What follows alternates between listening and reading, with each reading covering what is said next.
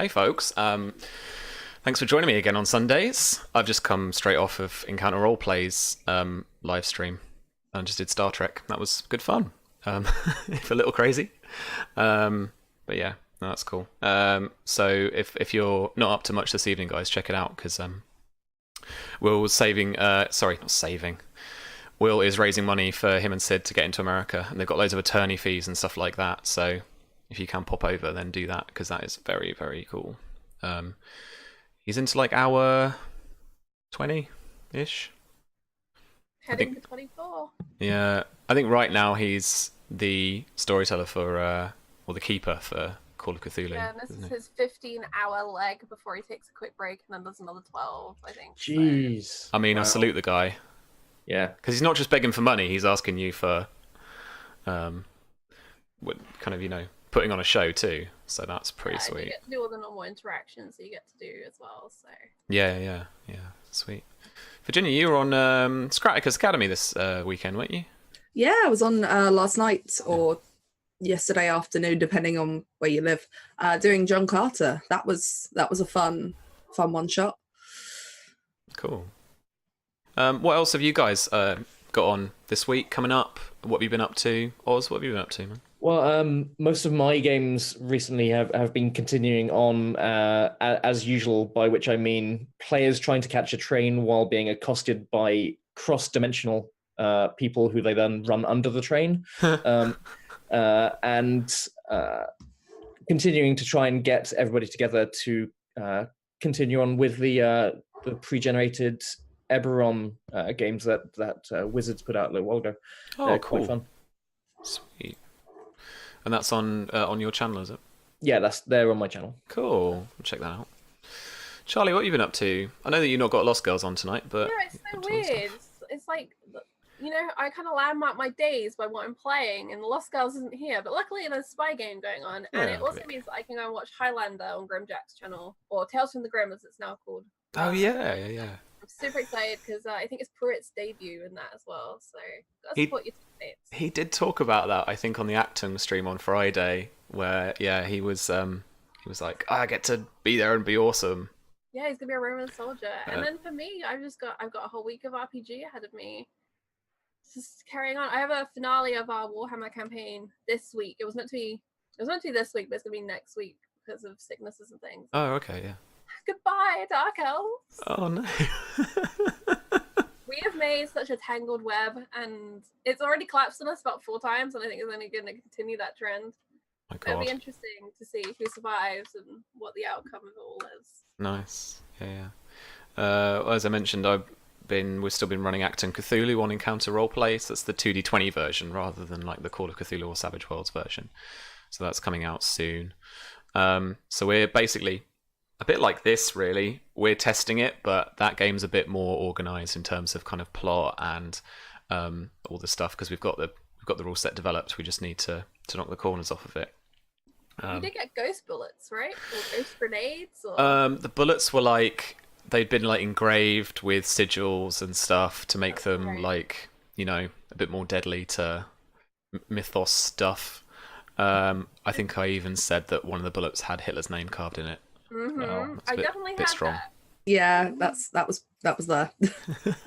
But was it like anti-tank bullets or something as well? Yeah. Something crazy like that. Rifle, right? Susie got an anti-tank rifle. Yeah, because that's what you need when you're going up against mythosy stuff and Nazis. Anti-tank rifles and Hitler bullets. Yeah, right. That's my brand from now on.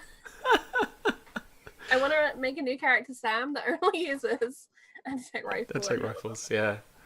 Well, we've got no, it's not like an AT rifle. We've got like 50 cal rifles in the spy game. It's one of the big heavy weapons you can get. Don't let us have one of those. We can't be trusted. It's that Archer quote. I'm fine. I'm hugging a 50 cal. I could kill a building. That kind of stuff. Cool. All right. Well, so my PUBG training comes in handy. Oh yeah. All my hours spent on Arma 3. You were just talking about your hours on Sims 3. My hours on Arma are not something to see the light of day. Bad times. But yeah, so I sent over the combat and infiltration chapter. This, most of it, maybe let's just have a little look over this and you can kind of let me know what you think as well. So this works similarly anyway to normally 5e, how you'd expect it to run. There are a couple of exceptions. One of the big main parts of it is kind of the structure of combat, because what I wanted to get into it was one of those main spy kind of tropes. I love playing Metal Gear Solid games. Absolutely love it. Even if I think the meta plot has gone a little bit out there and I'm kind of over it. You know, I play them for the sneaking around. So I think a lot of the game is going to be almost about that kind of sneaking around. And you play 5e normally and monsters are considered to have like a 360-degree line of sight if its rules is written. And like, you know, I've always found it difficult to manage stealth checks and figure out kind of, you know, who's doing what and whether you're in view of the monster you're sneaking surprise upon. rounds, like every GM seems to kind of read that rule differently. Yeah. How it works and what happens with it, and then obviously either you get it or you don't get it, and then that's over. Yeah, there can be no more surprises in this encounter. Yeah, I know, it's so weird. I mean, you can hide again and then kind of gain an advantage on your attack. Or at least you can in this. This is what I'm basing my knowledge off. I don't play much fantasy 5e, so so yeah, you can usually, but by that point most rogues have gone, screw it, I'm in combat now. Yeah, So and you can get the sneak attack advantage from having another player in 5 feet melee with you. Yeah. But yeah, reading this, it's looking like you have the intent is to have a few rounds at the start of combat to set yourself up almost. Mm-hmm. Yeah, I mean, imagine that XCOM 2 vibe where that's what I was getting. Yeah, right, you're setting up that kind of ambush tactic. So if you guys have managed to, and what I would do normally is a group check for stealth maybe, or infiltration with that skill, and you'd work your way into the kind of the infiltration point of the mission. And at that point, you know, in that typical Metal Gear Solid fashion, you might have guards patrolling, walking around, doing their normal business. And I wanted to represent that. I wanted to represent that on the table. So having guards walking around or having other people walking around without you guys being necessarily aware of you guys would be a big thing, I think. So I've split up this kind of idea of combat or action scenes. I'm still looking for something for it, like a term for it, but where basically we're going to split combat up into the infiltration phase and then the initiative phase. The initiative phase works exactly how you would expect it to work. It's people roll, they're all decks, you get your initiative, you work out your order, and then everyone takes their turn based on that. The infiltration phase is going to be a little bit different from that in terms of, I love that thing about XCOM where basically, so everyone's going to take a turn. So the three of you will get to act if we get around to it, because the first part of testing today, we're just going to we're going to start off light and we're going to do some basics, and I'm just going to kind of get a feel for the game and we're going to kind of settle in with it. But then hopefully there'll be a bit of combat, or I'll make a bit of combat because I want to test a little bit of that and see how this works out. Not that we're going to get into the minutiae of like what you know, we're going to try and break what different abilities can do and how much damage we can get out of a single turn and all that kind of stuff. But just today, I want it to be all about feel and like how kind of thematic it is. And what's interesting to me is how this ties into the philosophy that we were talking about last time of clean missions where you might get bonuses to your XP for getting in and getting out without being seen, or you know, minimum casualties, only target casualties and that sort of thing. And this facilitates that play, and it's not like you're fighting the game to be able to do those things. The game is giving you tools to be able to do those plans. And it like theoretically, you depending on what the GM has set up, you could have those moments where you set out everybody into the position, and then like thematically, someone's like, "Okay, take the shots," and everybody does their thing at the same time. One person fires a sniper rifle, another person comes down from like a duct and picks someone up, and everybody just does the thing. Held action.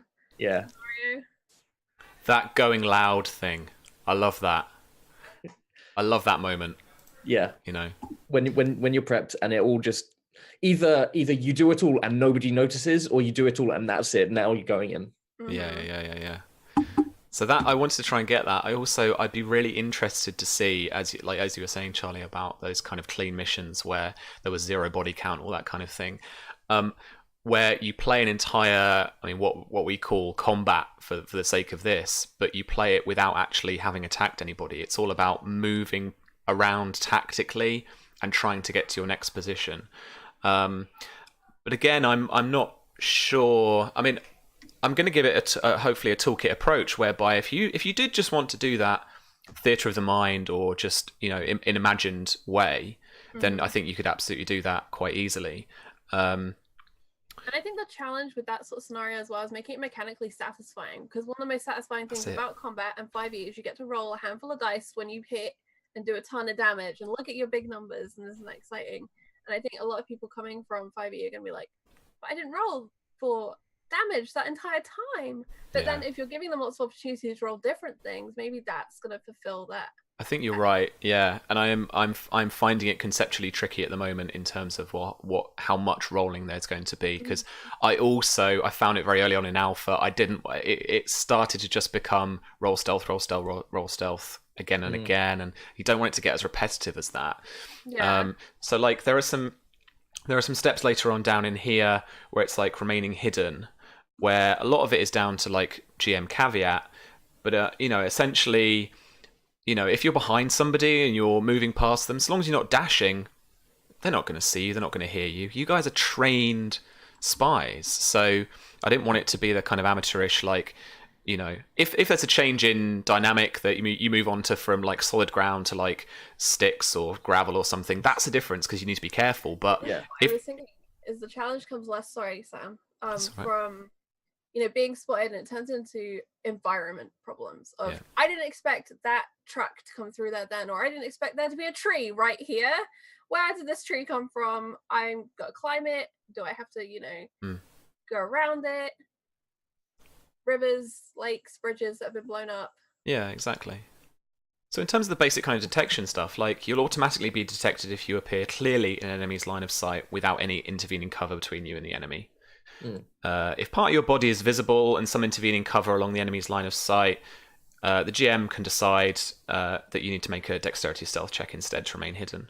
And then if you fail that against their passive wisdom perception, or if they are actually looking for you and they do like a contested roll, then obviously you're going to be detected. But you know, I wanted to balance how you give, you know, how much kind of leeway there is a little bit to being like. So if you're ducking, because obviously movement in it mechanically doesn't really actually take precise account of how your profile is, like how low on the ground you are, all that kind of stuff. So if you're darting between two positions and you've got a little bit of cover between you, of course you're going to be like lowering your body, moving as fast as you can, that kind of thing. So that movement, if someone just catches you out the corner of the eye, I want those moments to be like, did they or didn't they get you, not just a kind of like Metal Gear Solid, like here they are, like off we go.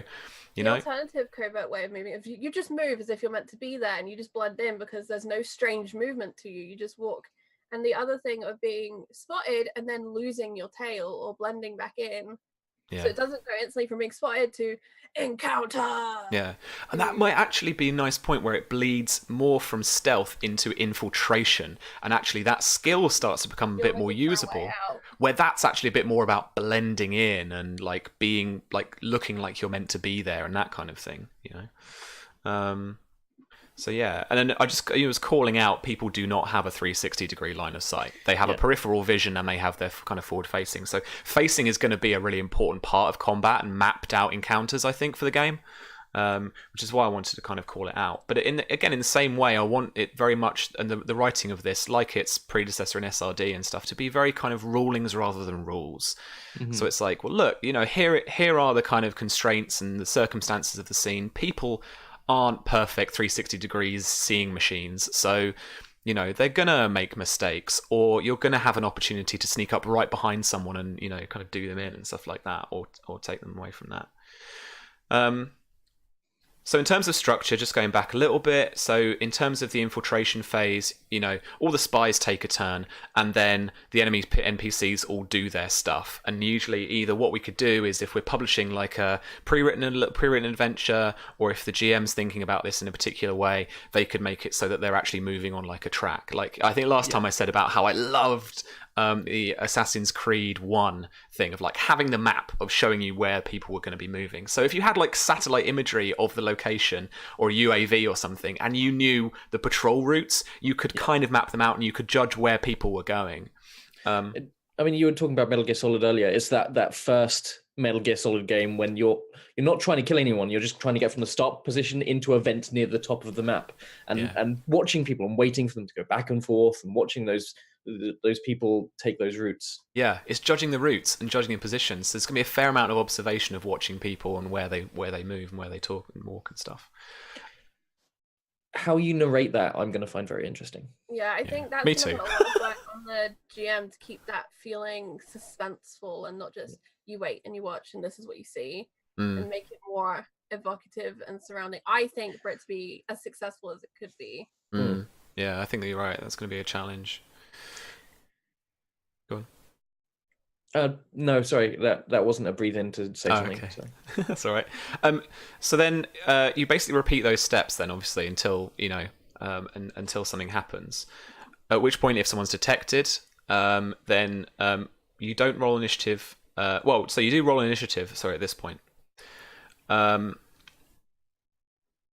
Interesting. It's step 5. We're back in step 5. So if a player agent is detected by an enemy NPC, all player agents left to act take their turn before moving on to roll initiative. So again, it's that XCOM 2 mentality of even though one person has maybe messed up, they've gone round a corner, they haven't seen somebody they weren't expecting, and they get clear line of sight on them, and they're like, "Yo, you're a baddie." That's how it's going to be narrated. What are you talking about? We're definitely the good guys. That's the face though, surely, just nonchalantly walking past. But so everyone else gets a chance to act within that, and I think even if that's even before the surprise round, that's even before shooting and doing all that kind of stuff. So you get a chance to be in a good position. You still get the option, essentially, I think, in that point to choose whether you want to break cover or not. Like if you're hidden or you're in cover and stuff, and you just want to gain a kind of more of an advantage, and you're obviously not surprised in say a surprise round, then obviously don't dash, don't go into a line of sight, that kind of thing, and then you'll still have your advantage on your attack roll, and you'll be able to act in the surprise round, as opposed to stepping out right into the middle of it, and then you're obviously been detected, but you can act in the surprise round too. It's that kind of thing. So having a bit of player choice there, I think, is really important too. I really like that everyone kind of gets to do stuff, even if it does get to the point of like rolling initiative, because I think so often it's that thing of like somebody will make that slip up or do that thing that then starts combat, and everyone else is like, oh, I just wanted to do a thing really quickly, but the sad thing never get round to it. Is it's just down to usually bad luck on a die, and you're like, you spent 45 minutes between you planning how you're going to do this, and then the paladin in their great big clunky armor breezes through, gets to position, and then the rogue, for the first time in their life, nat one's their stealth roll, and everything just falls apart, and you scramble, and no one's in a good position because they haven't had their turns yet because of initiative order. And yeah, I think that's super cool. Yeah, and then initiative is normal. And then characters get to take their turns. Obviously, if there are any people who are just unaware of what's going on, so say there are a couple of guards who haven't noticed anybody, obviously this guy who's maybe seen one of you has raised the alarm, but that's in that very second. So you guys being able to get into position, obviously there's a bit of timey-wimey that always goes on with tabletop games, I think, but essentially that is a surprise round. Equally, if you guys were to be like, do you know what, actually, this turn, we are going loud. And so you basically make that final round where you guys are all the last people to act. The NPCs are due to act, is that you get that surprise round straight away. As soon as somebody's taken a shot, done something, then you do that. So that hopefully should work, just kind of filter in surprise round quite easily. And then there's also obviously stuff on being hidden and that.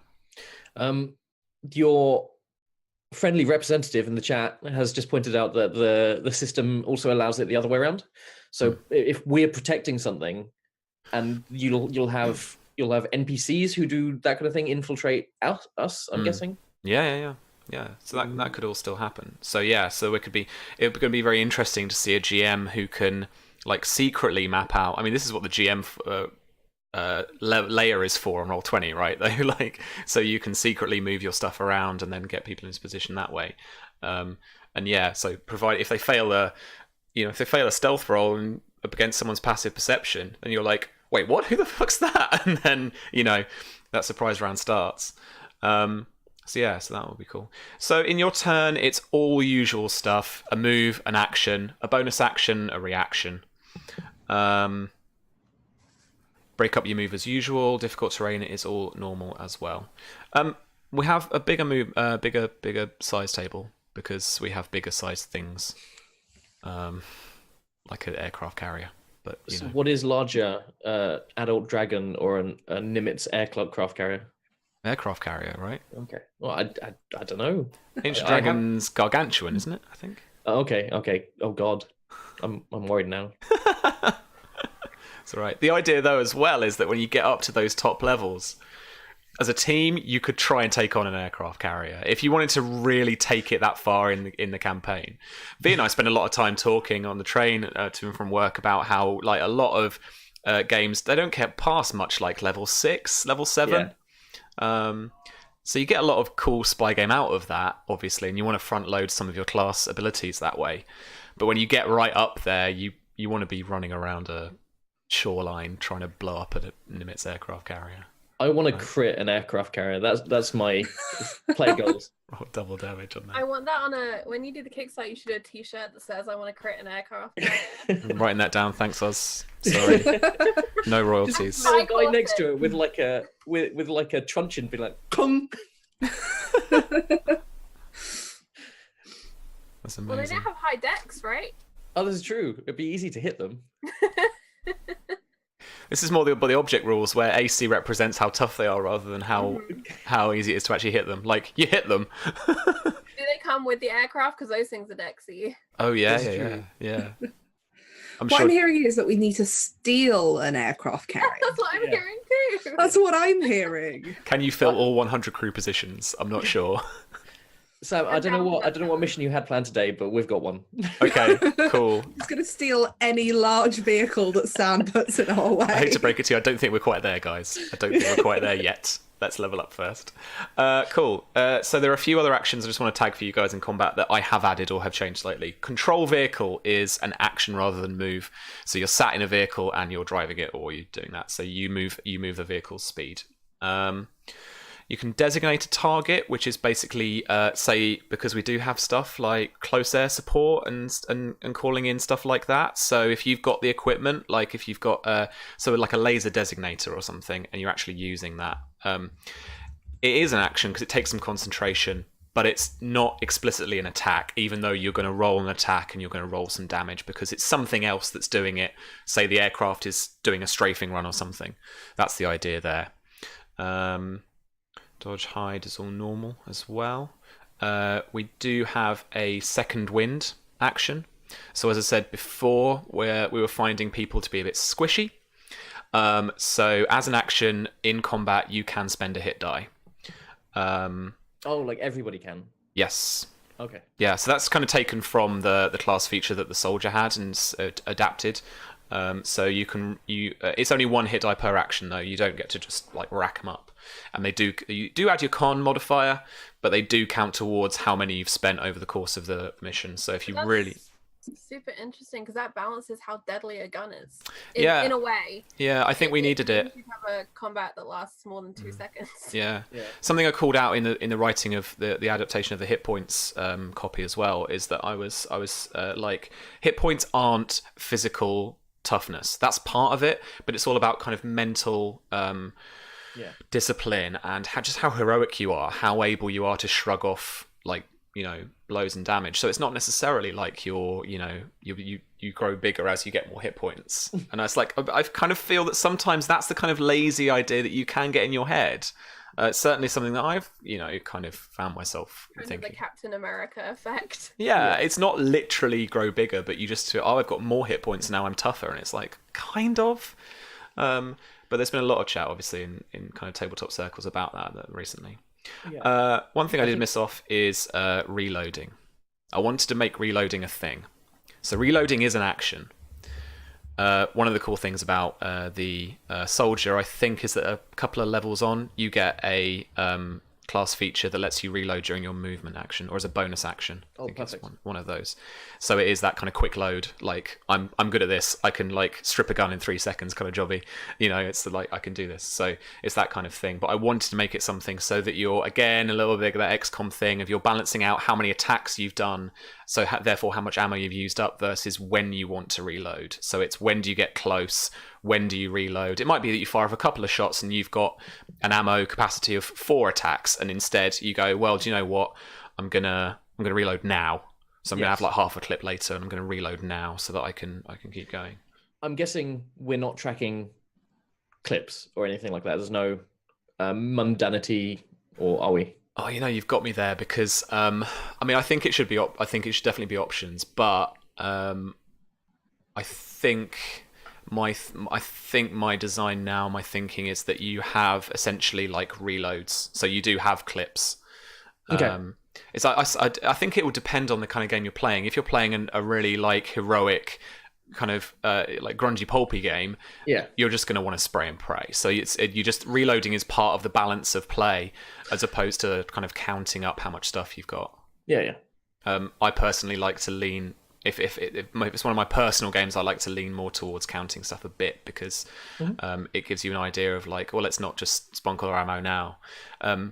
But then again, I think I've given it a bit of balance, whereby actually, if you see in the equipment chapter as well, but part of this and in combat as well is that we're not counting bullets. I was like, ain't nobody got time for that. So we're not counting bullets, but we're counting a number of attacks. So the idea is that like a submachine gun or like a battle rifle will spunk out more bullets than maybe a pistol will, but the pistol has a smaller magazine count. And stuff like that. So that's the idea behind not only the balancing of the damage dice, but also the kind of how many turns you've got until you need to reload. Thank you. Now we're just quickly, because we're talking about this kind of thing. We picked some equipment last time, and I'm also seeing that we have an equipment starter list here for us in the drive.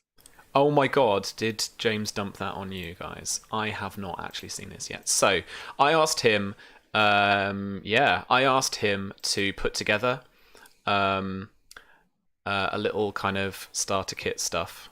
I do like that we all have tuxedos or dresses. This is feeling good. Yeah. So part of the game that we're not going to quite be testing yet is some of the requisition rules. I think you guys will have seen a little bit of that from the equipment chapter. Where essentially you get gadgets and gadget slots. But there is also a way, again, I wanted quite a toolkit approach whereby you also have the ability to pick stuff based on an actual budget. So we're also going to give like dollar values to stuff to hire things or to buy things if it's expendable. So if you wanted to go into quite a bit of planning detail as a group, and if you enjoy that kind of thing, I sometimes do, that gearing up for a mission, you're like, okay, we're going to spend $50 on this, $100 on this, 500, to 10K to millions. Like, and this to rent that $10 billion plane, please, Sam. Yeah, exactly. So I've got to do a lot of Googling soon and figure that out. Let's tell you, Sam, all of our characters are rich, so we can totally afford it. Well, so part of the game I also want to kind of build upon in terms of like campaign play is how much money the agency has. And if you're a mercenary kind of organization, how much profit you then want to make as well. So as a soldier, when I get higher in level, is it still a bonus action to reload the aircraft carrier? Yeah. With planes. You just handing planes onto the deck. They just spawn like a sort of gay hack. They just drop from the sky. Yeah. Yeah. All right. Okay. Any other bits and bobs? I'm going to try and get into the adventure. We've been chatting for a while. It's good, but I'm going to need to try and read a little bit of what we've done here. Are we taking these equipment packs, or are we taking stuff we had to start with? Mine's pretty similar. Yeah, I think maybe James has maybe added onto it. James, are you in chat? Black Cat's Gaming Tabletop. is it for the players? Is it just their stuff that you've given in those packs, or is it in addition to the stuff they got at character creation? That's a yep. So one of those two things you said. Yeah. The first one, I'm thinking. Yeah, I think so. But that's okay, because this is pretty much what I had, plus a couple of additional little things. So. Yeah. Cool. Yeah. All right, sweet. So just use what you've got there for your equipment packs. Let me have a look at them because I think they include probably a couple of gadgets too. So a compact disguise kit would be a gadget. I'm just looking through to check whether any of these actually do like a gadgety thing we need to actually check the rules for, because I can then check them at my end. Everything looks normally equipment wise. You've got your cover identity, obviously. Charlie, a covert earbud it's an unseen earpiece that just lets you chat. Classic Avengers style. They just hold their finger to their ear, even if there's nothing there. Yeah. Infiltrator. You've got your garrote string, obviously. A keycard cloner. Yeah, that lets you. Kind of tap into So I'm watching some genuine like lockpicky style stuff recently. So there are these manufactured keypad box set things or keycard things that basically you can set something up inside, and so long as it swipes the keycard, it will clone it, and then you get the information off that thing, so long as you're within a certain range. Like, it's a bit of a Wi-Fi thing. So you've got that, V. It's gonna be fun with my -1 intelligence. Let's check. Yeah. Smartphone with COM cable attachment for sabotaging hacking into secure lines. Okay, he's got a little bit off book there, but I'm happy with that. Outside the kit bag: assault rifle, shotgun, rocket launcher, of course. All right, cool. I'm good with those things. Cool. Heavy pistol and taser. Nice. So some of this stuff is outside in a kit bag. So I'm guessing that when you narrate to us what's happening, we're somewhere, and our stuff is somewhere else. Yeah, it sounds like we're in the middle or something. In You might need to do a DoorDash to go in and grab your shit if it gets real bad. Okay. So this is called the exchange. Your objective is to find the target and get the drive. The target is collecting the drive from Dr. David Andrew, a seismographer with the Earthquake Research Institute at the University of Tokyo. Andrew is not flagged as a threat, and he is a I would say French man, black skin, shaved head, glasses, medium build, and about 6'1", quite tall. The target, however, which code name is Jijin, which is Jijin, is a threat and has been eluding the web agency for the past 3 years. The fact that Jijin wants the information has surfaced here in Tokyo at this time. To get it means the information is important enough to merit an operation. It also means the information is potentially dangerous. Your mission is to correctly identify the target, that's Jijin, and either eliminate them if they have secured the drive, or if not, to follow the target to where they're going and recon where they end up. Very little is known about Jijin, not their gender, race, or appearance, but their code name is all you have. That information, and that they will be at a casino that they've been frequenting for the last 2 nights before the drop-off. Classic Bond. They're masquerading as a patron and have spread enough money around to ensure their anonymity to a certain level. We do not want any trouble in Tokyo, so violence inside the casino itself is not sanctioned and is a last resort. Outside the casino building or on the road is allowed if absolutely necessary, but it will be frowned upon, and we will not lend aid if alarms are raised or the police are called. You will be disavowed. This is about infiltration and espionage, not run and gun battles in the streets. Okay. Puts away copy of Rush Hour 2.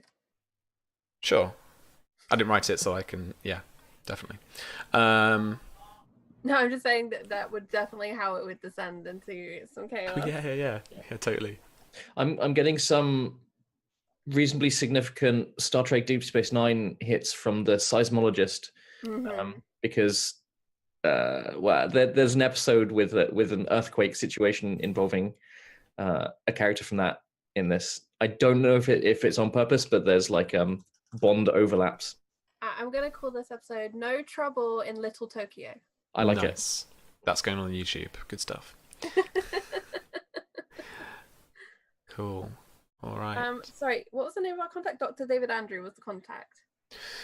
Yeah. So Andreu, Andreou, is the person, The French guy. who the target is collecting the drive from. Oh, okay, got it. Yeah. You guys are all alone in Tokyo, having been put up in a hotel probably by the agency nearby the casino. Will we be able to have access to the floor plans of the casino? Yes. Give me a minute while I...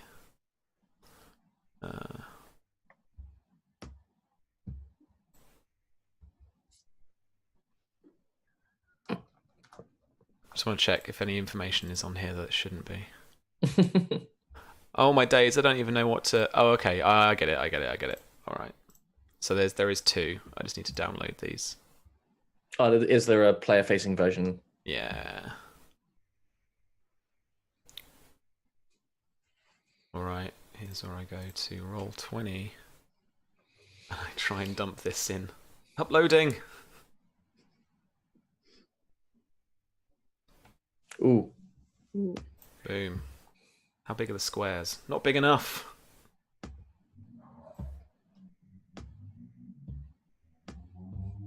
Let's just use that as is, I think.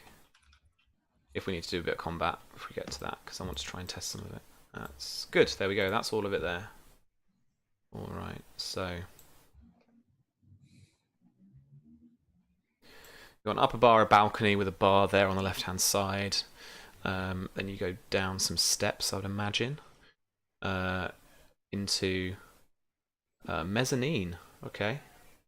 Cool. So underneath there is the casino floor. Oh man, there's even a casino layout, like, floor bit. Is there any... Okay, no. James has been a busy man. I'm going to add another page here. Okay. I will get you guys in it just momentarily. How do we enter this area via the stairs? Theoretically, if we were to enter here.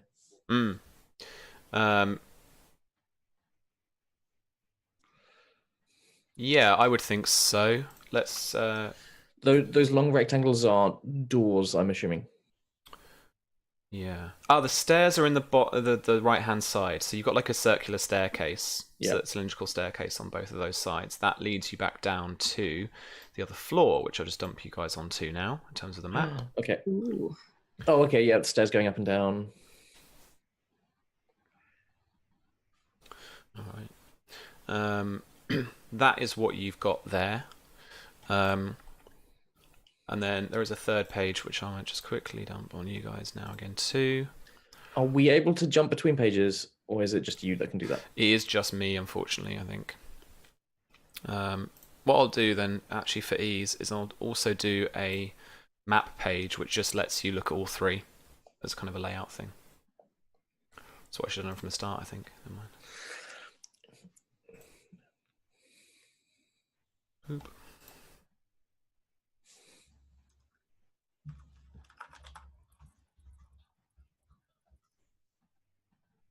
I'm going to shrink these down a bit for you guys. Virginia and Charlie, have we been on a mission together? Or is this our first mission as a group? Oh, I don't know.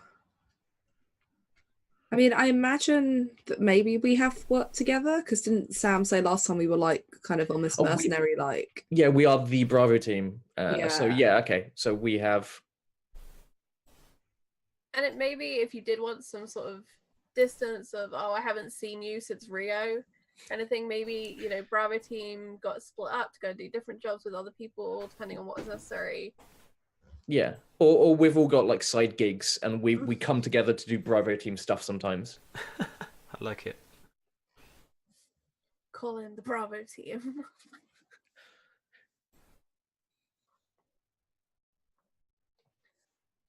So the way I see it is we have kind of 3 options on the whole thumb drive grab thing. Because we can get it from at the drop, if we can see when it's being dropped. Yeah. Get it after it's been dropped, but still in the casino. Or we could get it after he leaves the casino. But we don't know if the exchange has already happened. Yeah, mate. And if this David guy's picking up this drive, then there's every chance that he might be giving it to a third party as well. Like, we don't know if he's going to be getting it from this Zhijin, and like we will have no idea if Zhijin is anybody in particular when they pass it along. So yeah, it's Zhijin we don't have an ID on. We've got an ID on David, but it's David who's going to be passing off to Zhijin in terms of the drive. David should be an easy spot because we've got a good description. Yeah. And he's tall. Cool. 6'1". You can find out facts about Zhijin in multiple ways. It will allow you to identify the target. This is true. We have the internet, surely. Yeah. Big thing about, and this is going to be something to balance with the game as well, I think, generally speaking, is how to balance all that kind of stuff.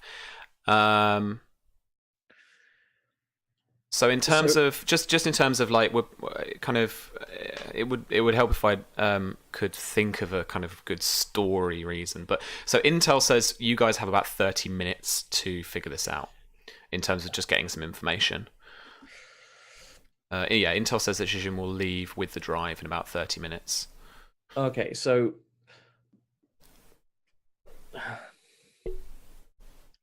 maybe they intercepted a call. Because you can't get a description from a call. What equipment and where would you like to smuggle into the casino, guys? You can have your kind of small weapons on you, obviously.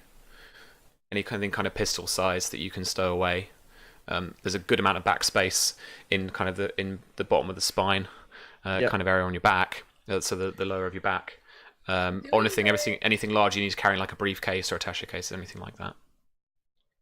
Because it's just a thumb drive. If we could do a thumb swap, so they don't even know that we've nicked it back. But we'd need to know what the thumb drive looks like. Otherwise, we give him a Sony one and he's got a Toshiba one. That's the difficulty. As long as the weight's about the same when he pats his pocket and doesn't look too closely, we'll be fine. Wait, where did this Hello Kitty thumb drive come from? Yes. Oh, I want a Hello Kitty thumb drive. So I'm seeing on these plans that there is a night vault.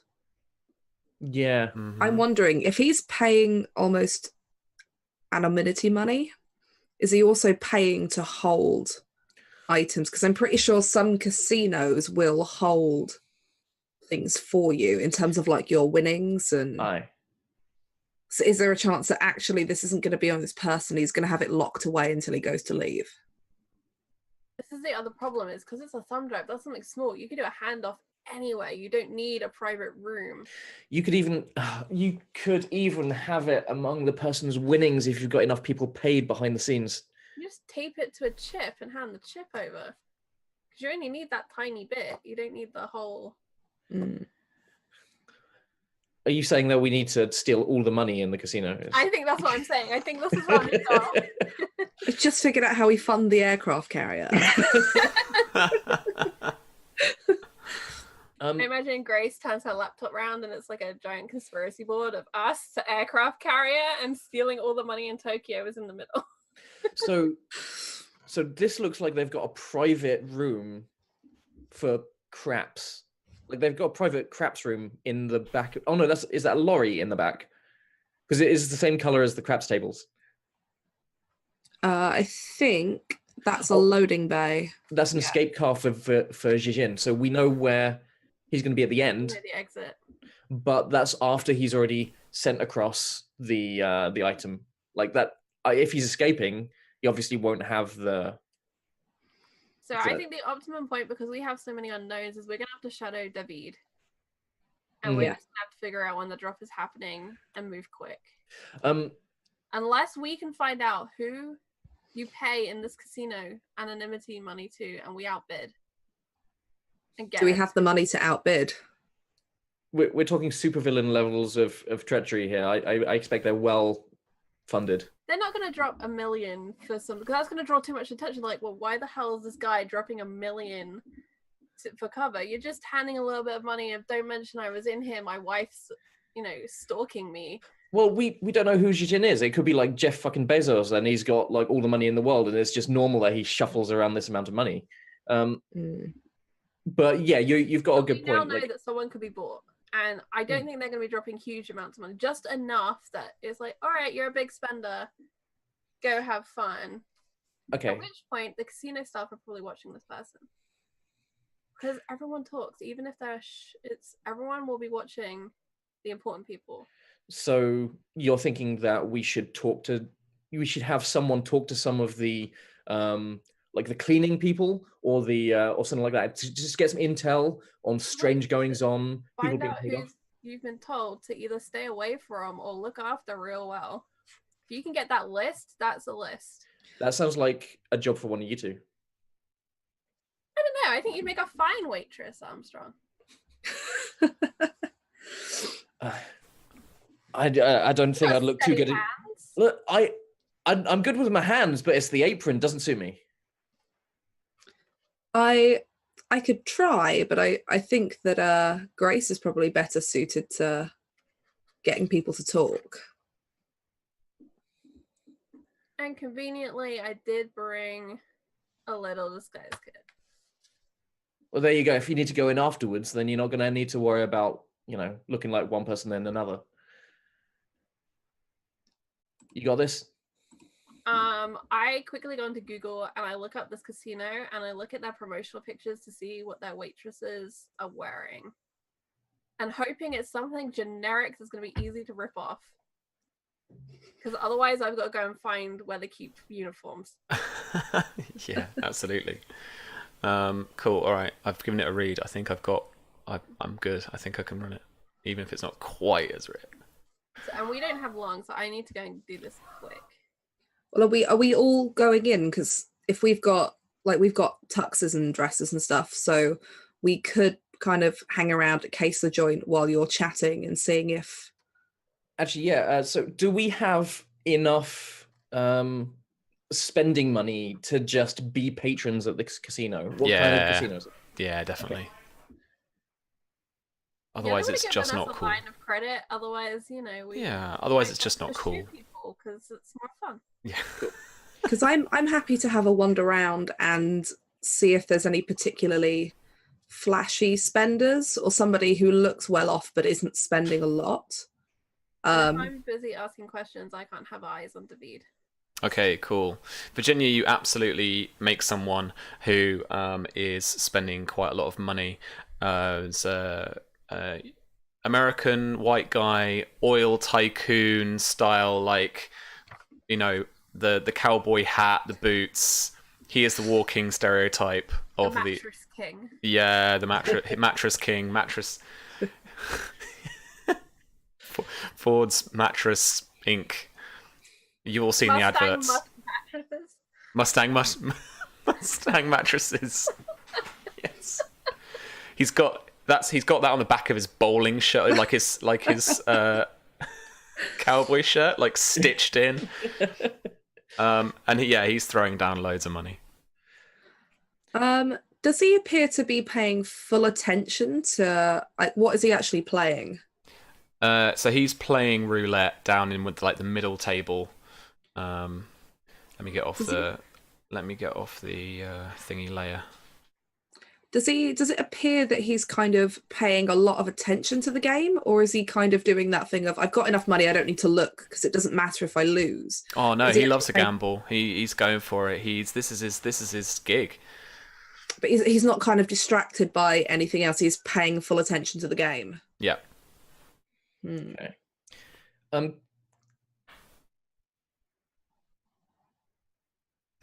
Charlie, you wanted to get eyes on David, right?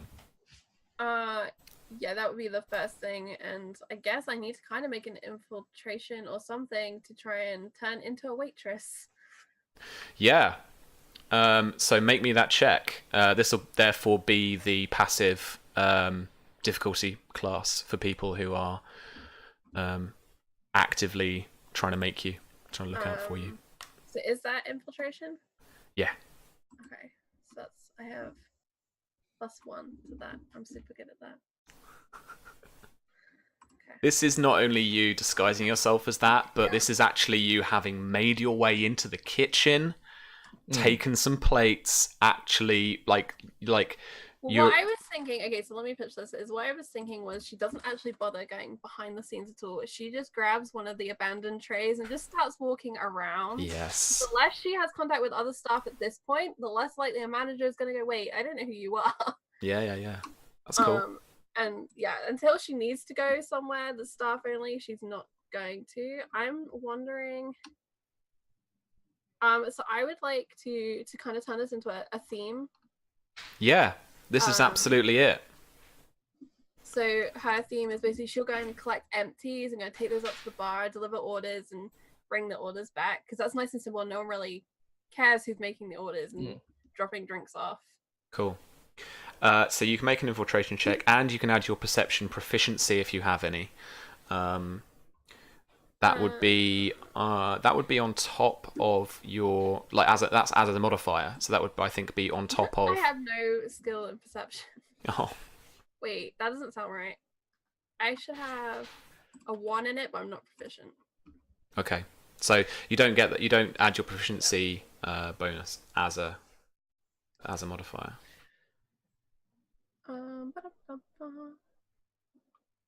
I don't even remember perception being an option on my sheets, but that's okay. So I just basically I'll check that out.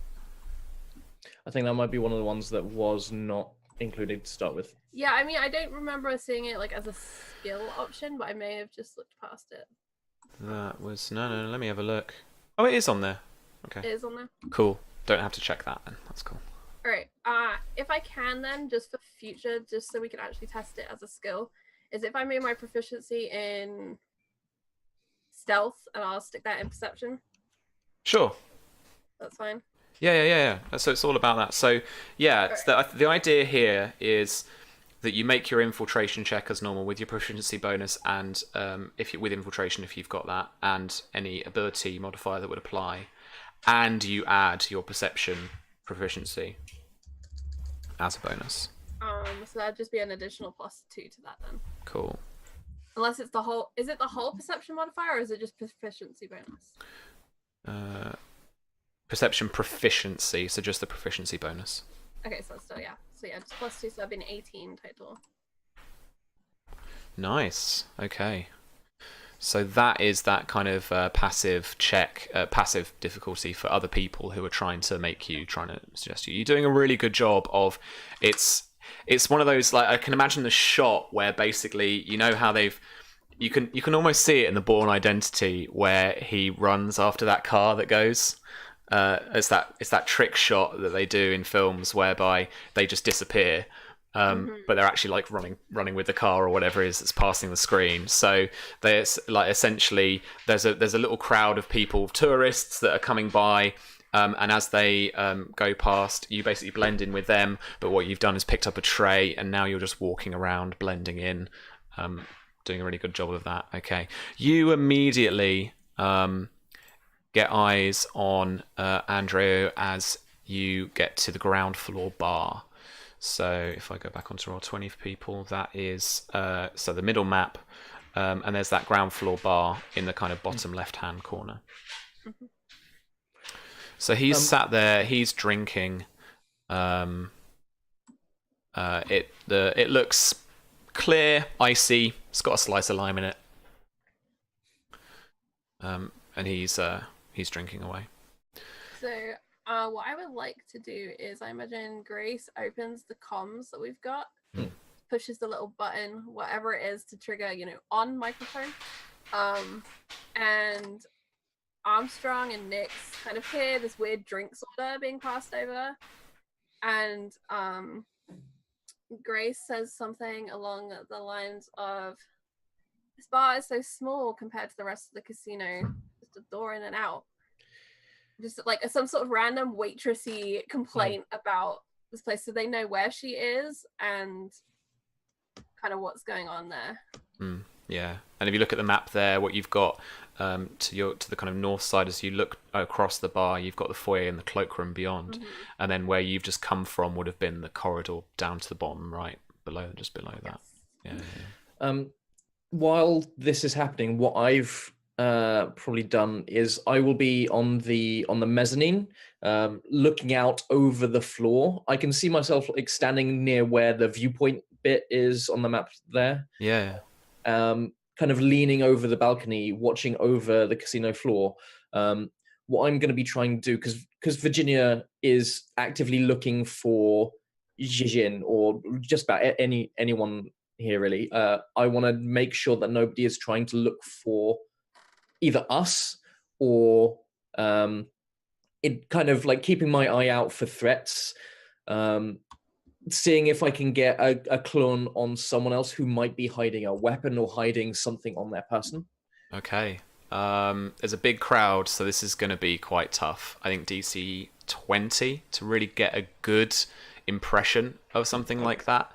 For free, the security around the casino, then they're not, their presence is not explicit. They're not, kind of on it at every table, this, that, and the other, but they are kind of just, it's exactly what you'd expect. It's the suited and booted people who are, who you can see they've got a bit of under uniform armor on, like you can tell they're kind of got those undercover vests on. And they are kind of hanging around there at this kind of stairs in the foyer and stuff. In that case, if I can be a bit more specific, I would like to look out for a high roller of some kind, or a single person who has next to them someone not getting involved, someone who appears to be a bodyguard. Cool. Okay, make a DC 10 check for me then. Is this insight or? This is perception. Okay.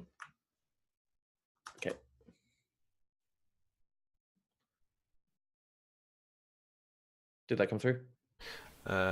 Yes, 12. 12. That was the one, yeah? Cool, all right. So looking down at the floor, you actually don't see here even that high-rolly cowboy, what was it, mattresses guy? Yeah, Mattress Mustang. King. Oh, Mustang mattresses. Mustang mattresses. You, apart from that high roller, who doesn't have an entourage at all, any bodyguards or anything like that, no one downstairs has that kind of thing. It's quite a touristy night. It's a weekend. People are dropping by from, because you're kind of I imagine kind of inner city Tokyo. So notably, no, there isn't anyone like that. So I'll kind of lean over the balcony and taking Grace's lead, I'll be like, the place seems to be relatively empty almost today. Just as saying it, nobody in particular. That's cool. That's really cool. V, what are you wanting to do with Mattress King, man? Okay, so as he's kind of throwing chips out and probably getting excited over this game of roulette. I'm going to, start bidding where I can and act as if I'm kind of playing the game. And I want to see if he appears to have any kind of like a bag with him, or like a belt pouch, anything like that. And if not, like how when you put something in like a trouser pocket, you can see the shape of it in the pocket.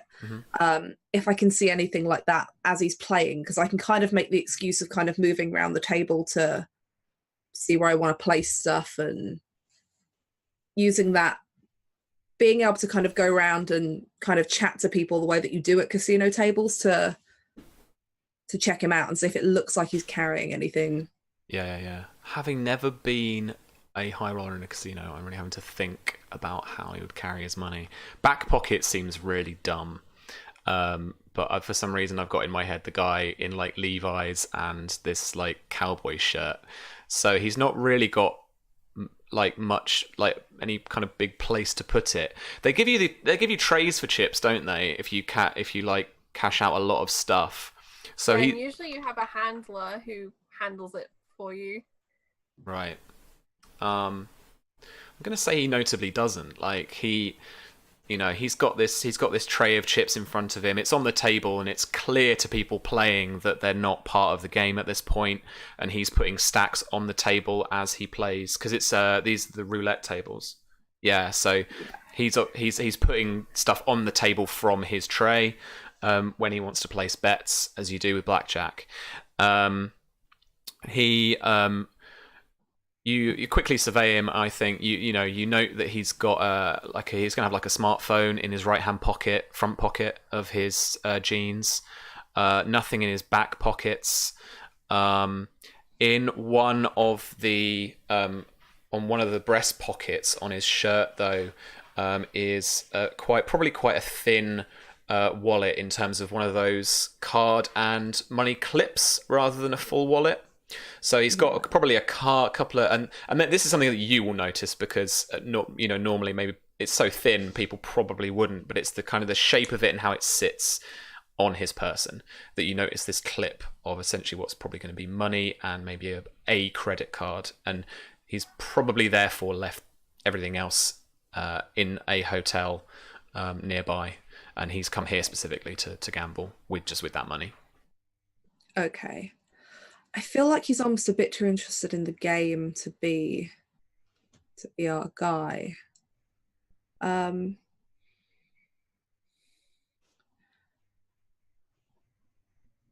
going to try and make my way to the bar towards Grace. I'm not going to acknowledge her when I get there. Mm-hmm.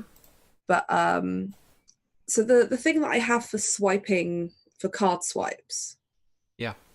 How big is that? Can I get it into like a card reader that you get for like credit cards? Yeah, essentially one part of it is like a little chip that you bypass part of the circuitry of the chip, the card reader, and then you have a receiver that, for gadget's sake, I'm going to say is built into your smartphone. Okay. And that lets you clone cards.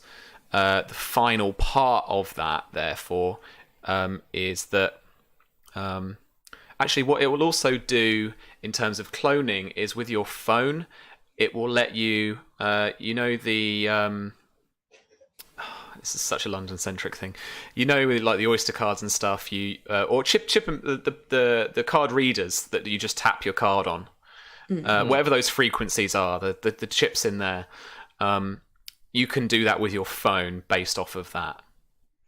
Will I get like the card details in terms of the name, yes, like the card owner?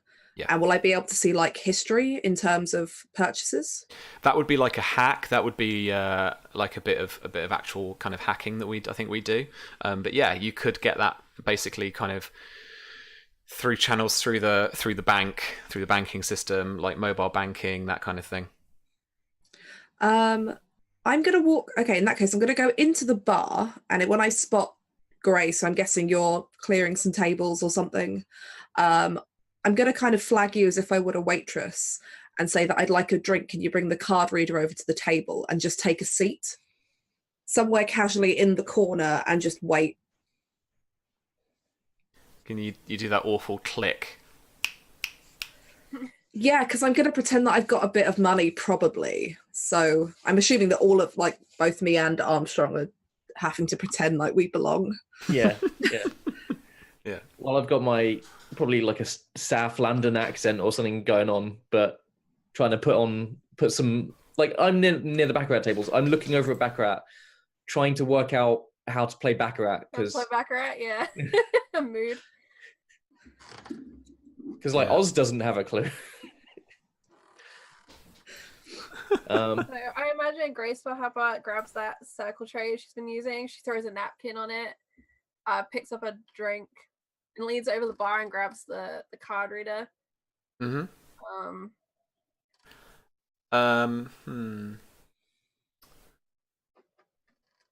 Make me an infiltration check. DC is going to be... Let's figure out some passive perception here. It's going to be difficulty 10. Do I get my theme bonus? Yeah, go on. 22. 22? I'm on the wrong little bit. Oh, man. Not a nat 20, though. Okay, so you... Nice. Yeah, very close. You time it perfectly right. The bartender is at the other end, and you just swipe the card machine straight off the whatever it's called, the bank thing that it charges on, and take this whatever Nick's drinks over to her at the table. I imagine what's basically been made is like a soda water with a cherry in it, so it looks like it could be anything. Yeah. Comes over. Yeah. No lime, and Grace delivers the drink. The card reader. Yeah, I'll take the card reader and I'll insert probably, like, I imagine that she would have some kind of dud card that's just used for, like, show, just puts it in, and as I do, I want to try and, like, affix this device to wherever it needs to go on the card reader. Like, in that moment, just as I'm doing stuff and chatting to the waitress, and I'll put on a little bit of an air of kind of being a bit shitty about my drink or something, so it's like a reason for her to still stand there and block my view, like of anyone else to me. Grace kind of helps with making a show of like tidying up around and waiting and like asking about Nyx's visit. Is she enjoying Tokyo? Is there anything else I can get you? How's your luck been tonight? Yeah, I'll 8. Yeah, I'll play along with all of that as I try and do this while fiddling around. I don't know what I have to roll to do that, Sam. Roll me deception. I think that's the thing, isn't it? Oh, thank God I can do that. I think. This is you setting a difficulty for anyone trying to figure you out. So it's +2. That's right, I think. Does me playing along give her an advantage? Yes. Yeah. You're assisting. I don't know how to roll for advantage on here, so I'm just going to roll twice. And I think that's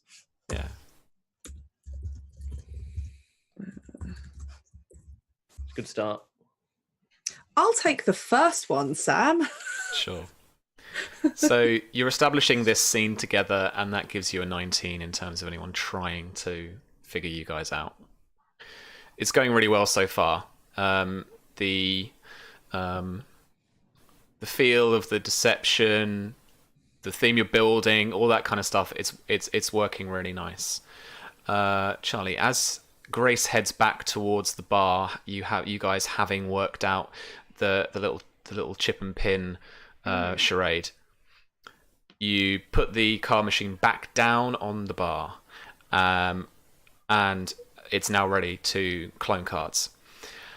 You notice, just as you start to turn round, you give a little glance, just in that split second, towards David, who you notice just under the lip of the bar with his left hand, as he's got the right hand on the bar with his drink. He's looking down at a poker chip, well, like a casino chip. $500 poker chip, and is messing with it between his fingers. You can't see I'm doing the action, but he's like messing with it with his fingers. Like, you know how they play, like people can play around with them. So he's doing a little. I could do that. He's trying. It's not perfect, but he's doing a little bit. But he's actually, you know what? He drops it for a second, and he's like, he's really quick to get back down and pick it back up, and then he looks away from you to his left, and then actually he puts it into his inside pocket. And to his left would be the lobby and the foyer. Yeah, exactly. All right, Grace totally clocks that, and I think she doesn't. She goes and serves someone else, or does some work away, and then she kind of goes over to David. And she flicks her mic on so it's hot so the team can hear the conversation. And she says, planning on spending it all at once? What? No. I think I'm going to cash out. And he finishes his drink and he makes his way towards the cage. So he actually walks past you, Nix, and walks over down towards the bottom of the roulette tables. Slow him and say, "Oh, did you settle your bill?" And she'll hold up the card reader that she's left kind of set up on the bar. Nice. He says, "Oh yes, of course." And he picks out of his left pocket a wallet, pulls out a card, and wants to do the tappy. So he have a good time, and she's making kind of small talk. Yeah, cool. Yes, thank you. He's very dry. He's very kind of short with his responses, and he puts the card back as quickly as he can without looking dodgy. Puts his wallet back into his jacket pocket, and then goes to leave. Thank you. Have a good rest of the evening. Merci. How much does his bar tab come to when it pings I through was my give phone? me the receipt, Sam. I'm assuming that it'll ping when I get his card details. Sure. There's no. It's for one drink, and it's a vodka and tonic. I think Grace will talk to herself, and she's like, "That was so strange. She came in for one drink, and always looks like he wanted to leave. 500 chip just in hand." And then shrug and kind of get on with what she's doing and stop talking to herself like a crazy person. I wonder where he's gone next. Okay, so Oz, I'll say, saying to myself, right, like wondering, I wonder where he's gone next. But saying to the team, Can I ask Sam, in terms of this casino's policy on cash and retrieving chips, do people need to do that thing where you present your card and your ID and they have to run it through so everything matches? Sure. Or... if that's a thing, totally. Because what I want to know is... do you know what I mean? That's a total GM thing of just going, yes. Like, yeah, okay, that's really cool. So what they have to present like an ID, they have a card, and then they have to kind of like cash in the thing, yeah? Because with having his card details, I'm wondering if I can screw around with that so that if he tries to go to cash out, something flags up as wrong. Slow him down like again. It'll slow him down in trying to cash out because they're going to have to double check some stuff, or he's going to have to bring out some other ID out of his wallet or something. Sure, you absolutely can. You're going to have to get into their like back-end computer systems somehow. I have an idea. Mm-hmm. Am I okay giving you an idea, or would you prefer to keep on your own thing? Oh, no, go for it. Just make a huge bunch of purchases from all over the world. Make the bank close down his card. I'm going to do that. Okay. Yeah, I'm going to go straight to Amazon. Sure. Yep, I'll let you do that. With an unlisted account that's just been made that, for bump purchases, and start buying all of the weirdest stuff possible. Okay, cool. This is a pretty simple job, but you have to do it really quickly. So I want you to make an infotech check for me. So this is going to be your. I was about to say reason. Then that's not at all it. It's right. I still keep rolling high and being like, oh no, wait, this is 50. Yeah, I know. So you're going to roll for me intelligence infotech. Come on, Nick. This is not going to go well. It's a difficulty 10. Difficult DC 10. I have a -1 to this, but we'll see what happens. Ooh. No, not even close. No, okay, not even you're doing the stuff. You're on your smartphone purchasing it. You only get to a couple of websites essentially before he gets to the cage. I mean, for the sake of the scene, I'm going to suppose that you're kind of quietly saying to the team like what you're doing. So Oz, you're prepared for this. I'm looking down at the cage, waiting for him to come along, and he's pretty far away. I don't have close view of what's happening, but I'd like to. Did you say that he put his chip in his pocket or anything like that, Grace? Yeah. No, she didn't describe where he put the chip. Okay, I'm gonna be watching him and watching what he does and seeing if he hands in a bunch of chips. Basically, then I'm gonna assume that he's handing something to whoever is in the cage, and that's the person who is either moving it or otherwise is involved with something to do with it. He had 500 chip, so that's something to watch for. Okay, make me a DC 5 perception check. It's not and I'll do a funny little kind of not spirit of the rules. The higher you get, the more I might give you. I only got a 9. It's all right. Basic information. You see him queue up at the cage. There's just one person in front of him, and it's a pretty quick transaction. So by the time that Nix has been trying to make all these purchases, he's already got to the cage. He pulls out one chip from his jacket, and he hands it to the cashier. There is no exchange of details, no card checks, no ID checks, and she hands him a wad of cash.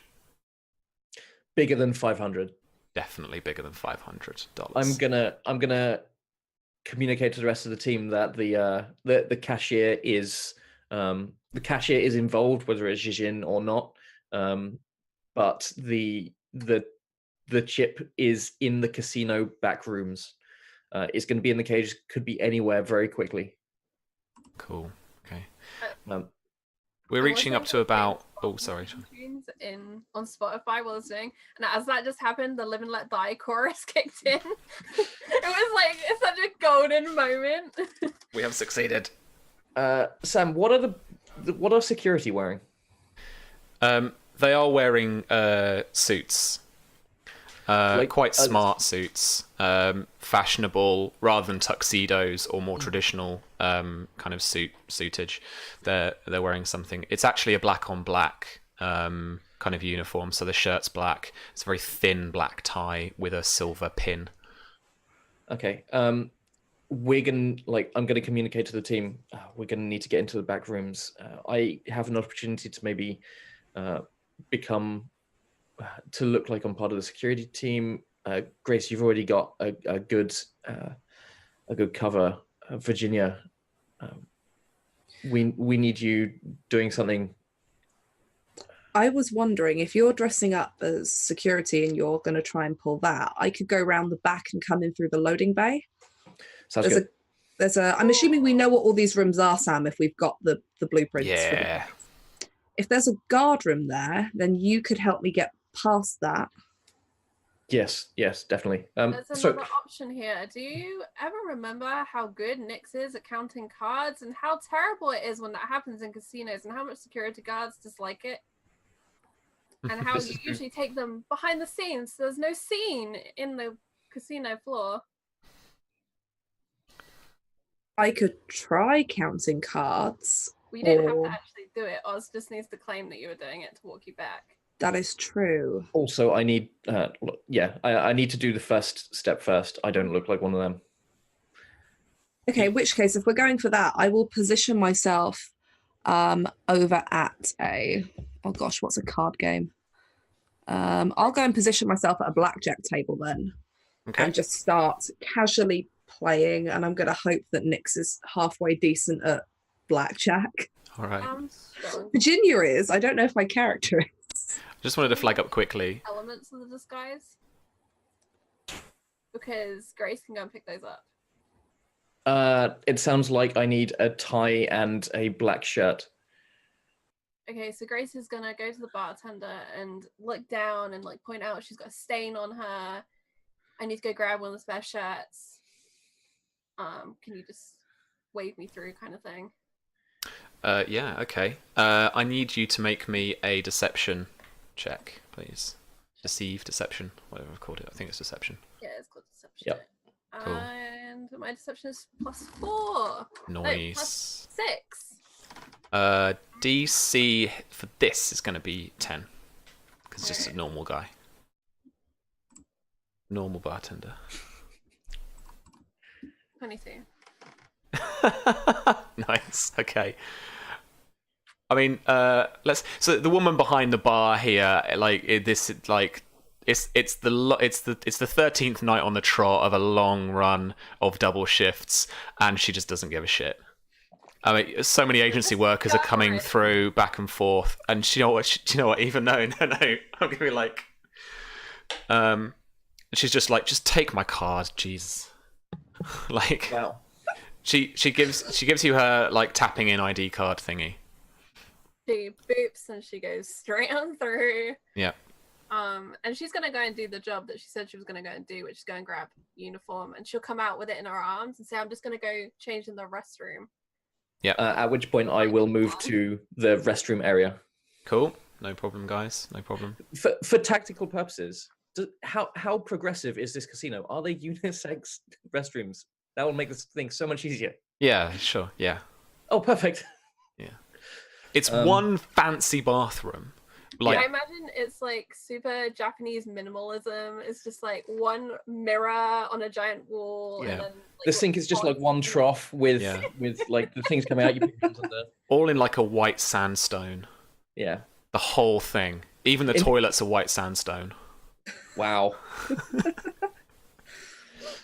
And a bonsai tree at one end of the sink. Yes. And in the bottom of the sink, it's not like a normal. It's not flat. It's actually like lots of big stones. The water just flows over. Yeah, so that kind of, tranquil, like Zen garden kind of atmosphere. Yeah. Dark grey stones to contrast in the room. Can I make a small addition? On her way back through the bar, Grace swipes that card machine that's bugged. Mm-hmm. And she's going to put the contact card in it. Not knowing if this is going to work, but to try and give Nyx a copy of the staff card. Nyx, your smartphone buzzes as with a notification that to the untrained eye looked like a IM message or something. So you open it up and you've got details of the bartender. It's essentially just a kind of name, photo on file, and an employment number.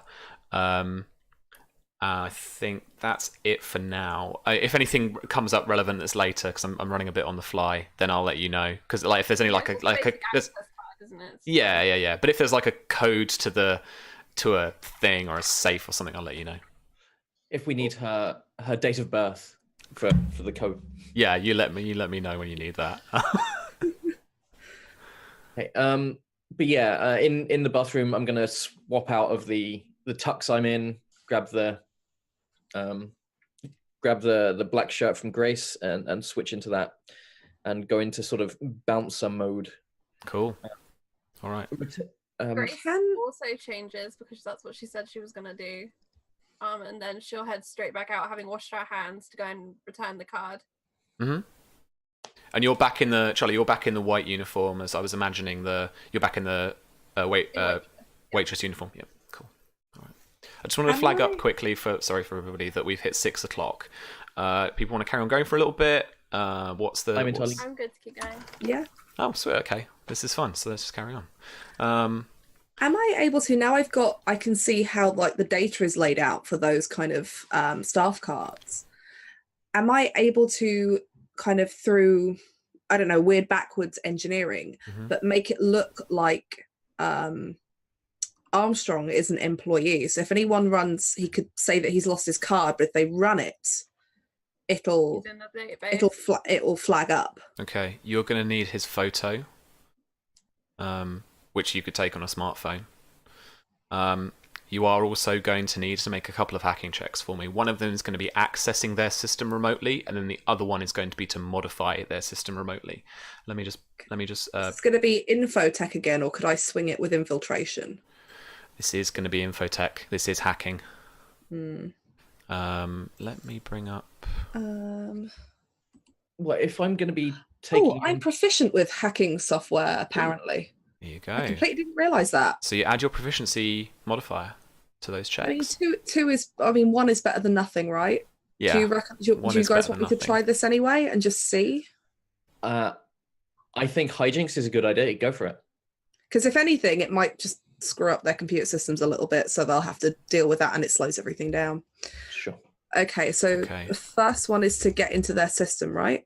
Yeah. It's in. It's currently in character creation, isn't it? It's in the hacker, I think. The only downside of this is we're going to lose sight of who that handoff was made to. Because we're taking some time for this.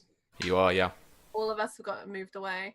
I like it. It might be best if we just get on with this and get in as quick as possible. Well, it doesn't stop Nix from doing this, but I'm just saying for our part, like, we would probably have that in mind. Like, we've all stopped watching. Yeah. So, I mean, from where I am in the bar, if this guy, he's not at the cage anymore, is he? No. But I have a clear sight to where the foyer is, so he can't leave without walking past where I can see him. Yeah, and So, he is yeah. as you're trying to innuendally communicate and you're trying to work this out, and the two of you guys are in the toilet. Virginia. He passes you by just behind you, and making his way towards the foyer. This is David, yeah? David, yeah. Yeah, so there's still whoever it is that was in the cage. That's who I'm more worried about. that's who I was more I think the drop's already been made now, so I don't think Yeah. he's useless to us now. Yeah. Mhm. So the concern is who we gave the chip to in the cage. Yes. So you could still have eyes on Nix still if you were watching Cage. Well, assuming they may have moved beyond the cage, but then at least we'd know that. I'll tell you what, Nix, you take a look behind you, just at the cage, just in this, and you can see there are a couple of people. They're basically kind of doing like a kind of restock style thing. This is definitely a theme though, and someone is approaching the person who's been handed off to in the cage, and they're doing a transaction of chips and cash. And then they start to make their way back into the back rooms of the casino. Okay, in which case I'm gonna flick my mic on and pretend that I'm talking to the croupier and being really impatient by going, "Oh, will you please hurry up? Because otherwise, my car's going to leave. I want to finish this hand and get out of here." Okay.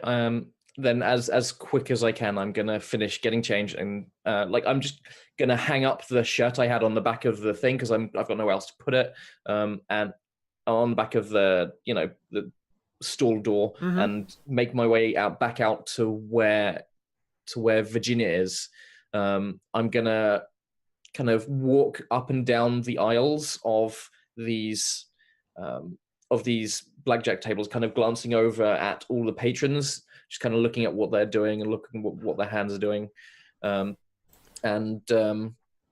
Then when I get to Virginia, what I would like to do is kind of look at do the best impression of a double take of whatever Virginia is doing at the time, and kind of move over to her, look over her shoulder, and then just loudly enough for the people around to hear me, I want to say, "Excuse me, miss, could you please come with me?" And do like a nod to the person who's running the table. Yeah. That's cool. Okay. I would like you to make me a deception check. Yeah. DC 10. Yeah. If I try to make it look like it's not, like I'm not just going, "Yeah, sure." I'm like, "Why? What's this about?" Like, I've been spending money here all night and now I've done something wrong. Like, to try and push that he is All right. genuine. Grab yourself an advantage there, man. 19. There we go. No. All right. Oh no, hang on. Sorry, that was 15. 15. Oh, okay, cool. Yeah. So, plus any modifier you've got if you have. I don't have modified to deception. No, that's cool. But you do it anyway with a 15. So, yeah, the croupier is a bit surprised, but is like, looks at you for a second, is like, yeah, okay. I'm sorry, madam, but you're going to have to come and speak with the management with me. I'm going to grab what I imagine she's got like a little fancy dinner clutch and her phone kind of really angrily and just kind of go, well, when I tell your manager what's happened here, they're not going to be pleased. I've spent a lot of money tonight, and just carry on pulling that really shitty customer theme. Yeah, so I'm going to just sort of knock back down. And when you start to move, I'll do the sort of slightly behind you, putting my hand like a foot behind your back. In theory, like someone could run or something like that, but making it clear that I'm trying to assert a sort of bouncer physical dominance vibe, just until we get to the door to the back room here. Yeah, no, Nyx will play along with the whole, you don't need to touch me, I am walking. Do you know how much this dress costs? I'm not touching you, madam. If we just keep on moving towards the door, we'll... And is there someone standing there, or is there like a BP thing, or? So there is both. There is someone standing there, and he is standing next to a BP thing. Okay. Oh God, hang on. I don't have a BP thing. No. Okay, we're gonna get to the door, and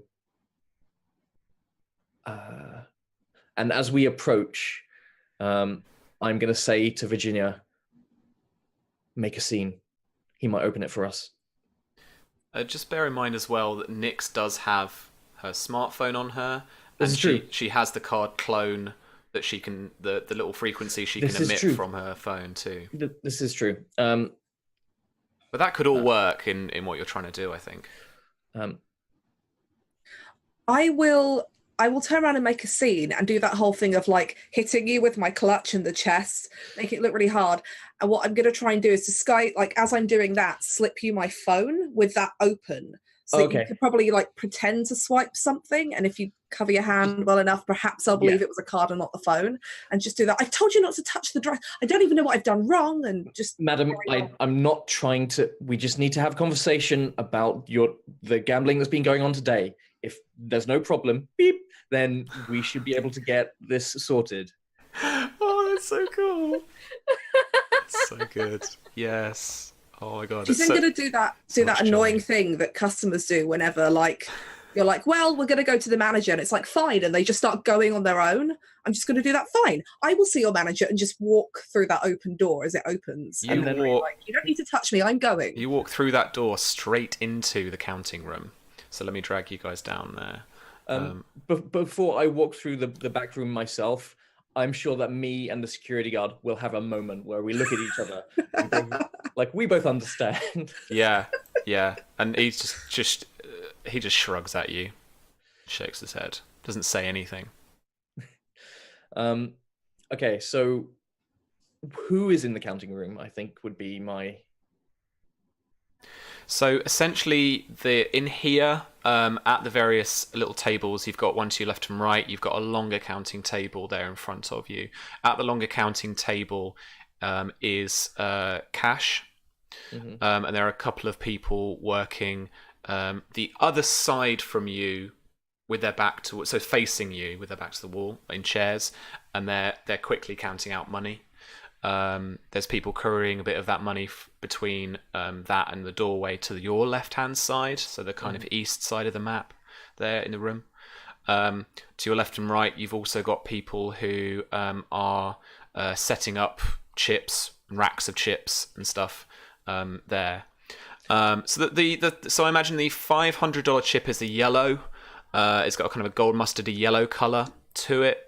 Everything else, obviously, you've got your like blues and purples and reds and blacks and stuff like that. So it's all a different mix of stuff going on. So you can see a whole different mix of colors that are in the stacks and in the chips. So is everybody facing towards us, or are people like a mix of towards us and away from us? So left and right of you on those tables, there is a mix. They don't turn round. Okay. and they're focused on what they're doing for the most part. Yeah.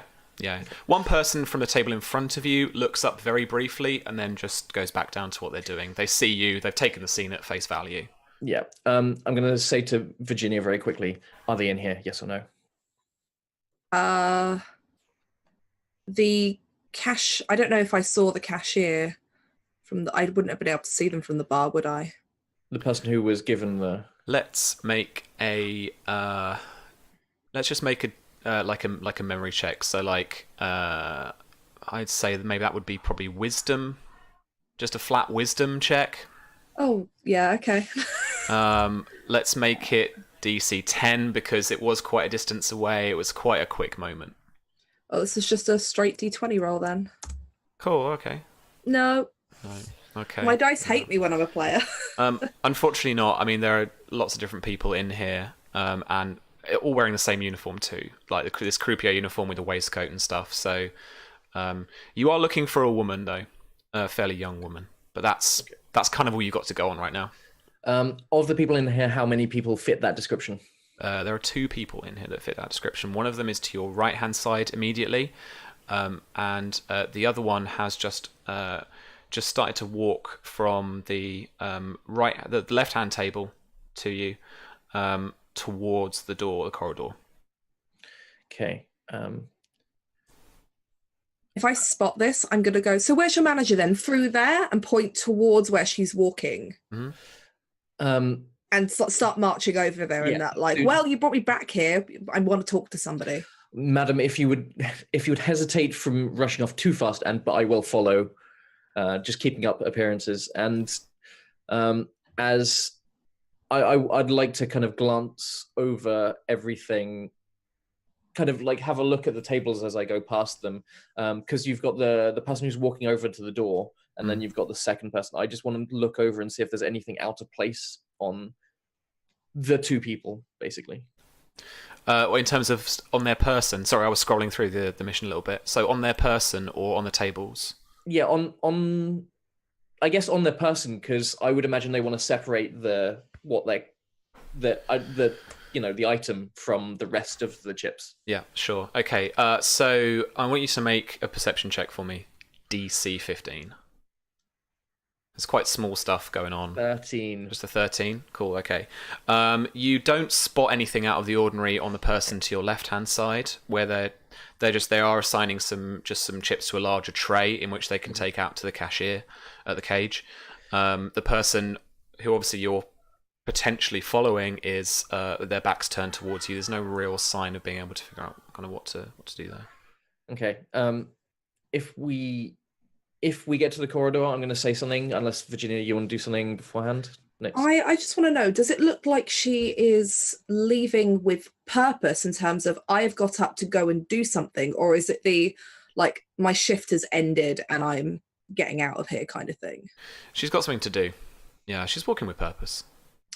I am going to carry on that. So your manager's through here then and carry on going, because on here, if we know what all the rooms were, there's a utility closet. Yeah. Mm-hmm. And if possible, once we're in the corridor, as long as there's no one else here, I would kind of basically like to grab and drag her into it. Okay, cool. While this is all happening, Grace is still outside in the casino, and she wants to see if she could pick up a tail and David, purely to watch to see if we can get a clue of where he goes, in case we need to track him down later, in case we've misread it for some reason and there's a further drop or anything like that. Yeah.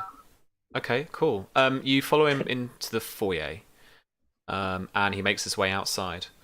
There's actually quite a short pavement on here. The casino is on more of a kind of a main street, like a high street, intercity street. So there is a little rank of casinos. There's a little rank of taxis that all have lined up. That are lined up just outside, and he starts making his way towards one now. Grace is going to ask if she should pick up a taxi. Just be like, we can track his card, so we'll see where his transactions are, if he's staying at a hotel or visit somewhere else.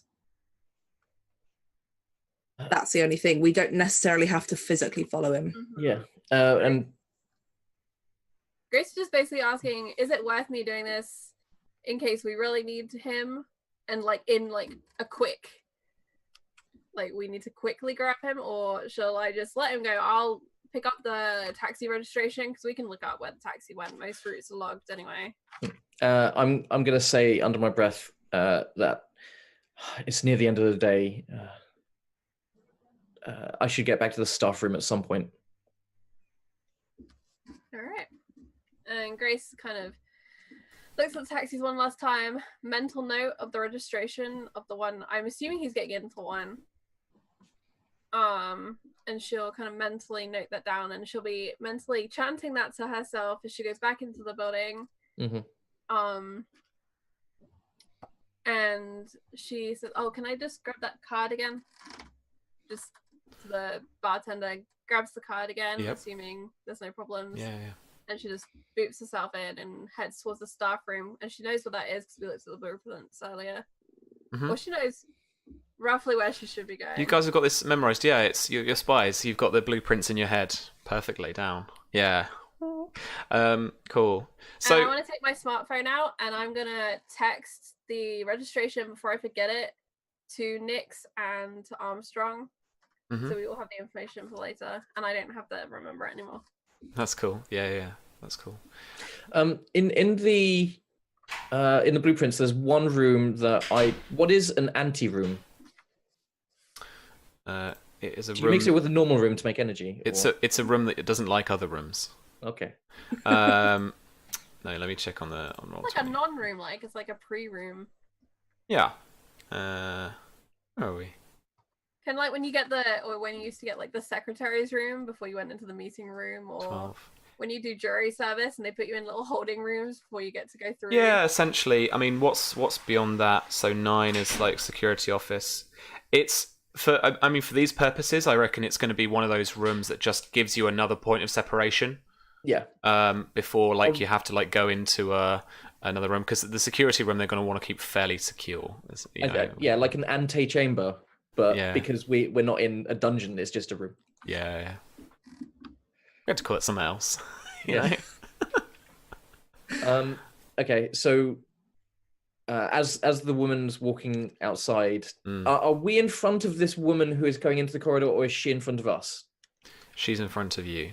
Okay, well, as soon as we get into the corridor, and Virginia's the yeah.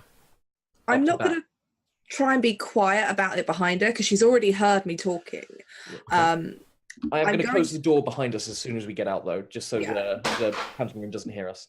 I am going to speed up in that. Go on then. Where's your manager? And as soon as I've caught up to her and we're by that door, and I'm imagining because it's like a utility closet, it's probably not going to be locked. People are going to need to come in and out of here. So I'm going to hopefully use some of the knowledge that I have in terms of using a garrote string, not using that, but pinching the point on the throat that means she can't scream. As I grab her, just to shut her up, one hand here, one hand over the mouth, and then just shouldering into the room. Yeah. So that description is all perfect, because I want you to draw your guys' attention to what I've done with grappling and restraining, which is about page 12. Straddles page 12 and 13 on the new combat bit, because I wanted to beef it up a little bit from the normal 5e rules. So what I would say at this point is that she has looked round at you, because you're not being quiet about it. She, I would turn around if someone was mouthing off just to see what was going on. So as you turn the corner, she's got a little tray of chips in hand, all different colours, yellow as well, and she turns and she's like, what the fuck? As you go towards her. So you've got 2 free hands, haven't you? Yep. So if you use both hands in a grapple instead of just the one, and you succeed, you grab hold of the opponent and they're subject to the restrained condition. So restrained means that you've basically then kind of got more control over them. I think it's in another bit, because the conditions are in another section. but to memory, it's more along the lines of like they're not able to attack. You can cover their mouth, all that kind of thing. So it just beefs up grapple a little bit more. And they're subject to that condition. It ends if, you know, something that would end a grapple, or if you decide to release them and there's not an action for that. So restrained, if we're taking the standard 5e stuff, is the speed is 0, attacks against them have advantage. They've got disadvantage on any sort of dexterity saving thing. Yeah, let me try and pull up my working draft. And yeah, they have disadvantage if they're attacking other things, unless you've changed it from that. Yeah, I wanted to limit it a bit more for that, for people who are suffering it, because I just it's very thematic. It's that trope of grabbing someone and taking control of you know, their ability to move, to hit people. To a caster in a game once in 5e, and I just put their face in the ground so they couldn't see and they couldn't speak because I didn't want them casting. Yeah. Wow. I didn't want to harm them because they were possessed, and it was a whole thing that was going on, but I wanted to control them so they weren't casting anymore. So I got a hold of them, put them on the ground, and then I just put their face in the ground so they couldn't see or speak. But yeah, the whole kind of, you know, kind of thing is very, you know, the spy. grab. Yeah. Armstrong might have to grab the chips that she's inevitably going to drop. Yeah. Oh well, so I haven't actually added it in here yet. So yeah, I wanted to, but normally you can only grapple, right? I wanted to actually give you that ability to make that restrained condition instead. Control. I've also got the fact that, you know, if you restrain an enemy, you're holding them, you can attempt to take the weapon they're holding. So you must succeed a strength athletics check contested by theirs. Not an attack. And as per the restrained condition, advantage or disadvantage is not automatically applied. So it's not that you get advantage on that because you're still trying to hold them. It's that you're trying to take control of whatever they've got. So you could actually try and take control of the chips that she's holding. I'm more interested in getting her into the room. I'm hoping that Armstrong will grab those off the floor. Yeah. So, yeah, absolutely. Because I mean, we're here for them. You're dealing with that. I'll deal with this. Yeah. So I did this fairly recently, actually, whilst I was preparing the chapter, and I thought I want keen to know what you guys make of this. So from grappling while hidden. So if you're infiltrating an area, if you've been quiet about this, and if you'd actually snuck around the corner, you can try the check against their passive strength -5, because they've essentially got, or you've got a kind of advantage, but it's more that they've got disadvantage, I think. And maybe that was the kind of easier way to think around it. I mean, it's arguably you could do it one of two ways. You could do it with you have advantage on that check, or it's against their passive, but their passive is -5 because they've kind of got disadvantage on that. Might actually be that you have advantage. I do like the passive things. Not enough things in 5th edition use passive, and it makes sense for you to be consistently good at this. Because if you're trying to do this to X number of people, then not having to worry about the fluff roll is a good thing. Yeah. And then if you succeed, you have considered to have silenced them temporarily, covering their mouth. If you do so, they will not alert their allies. Normal grappling and restraint rules apply. So the idea is to silently get them. Which is not what Virginia is doing. No, but it's always a kind of cool trope of like infiltration and sneaking around and stuff like that. It's more the case I didn't want it to be suspicious that we were suddenly being very quiet when I was already kicking up a fuss.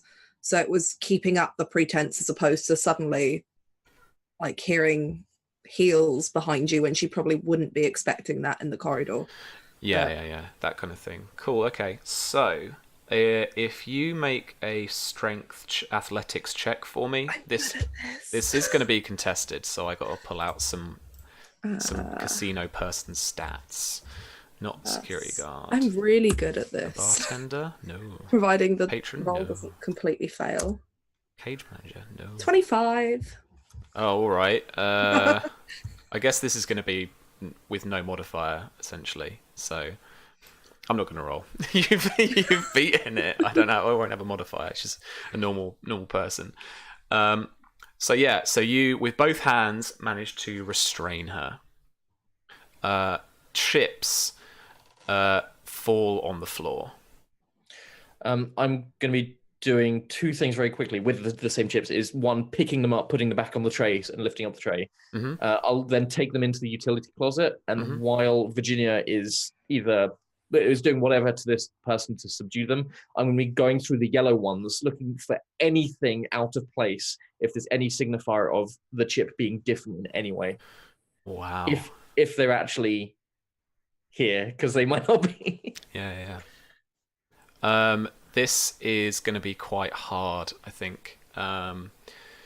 Make me a perception check with DC 15. 18. All right. You flick through the chips that are in this tray, just the yellow ones.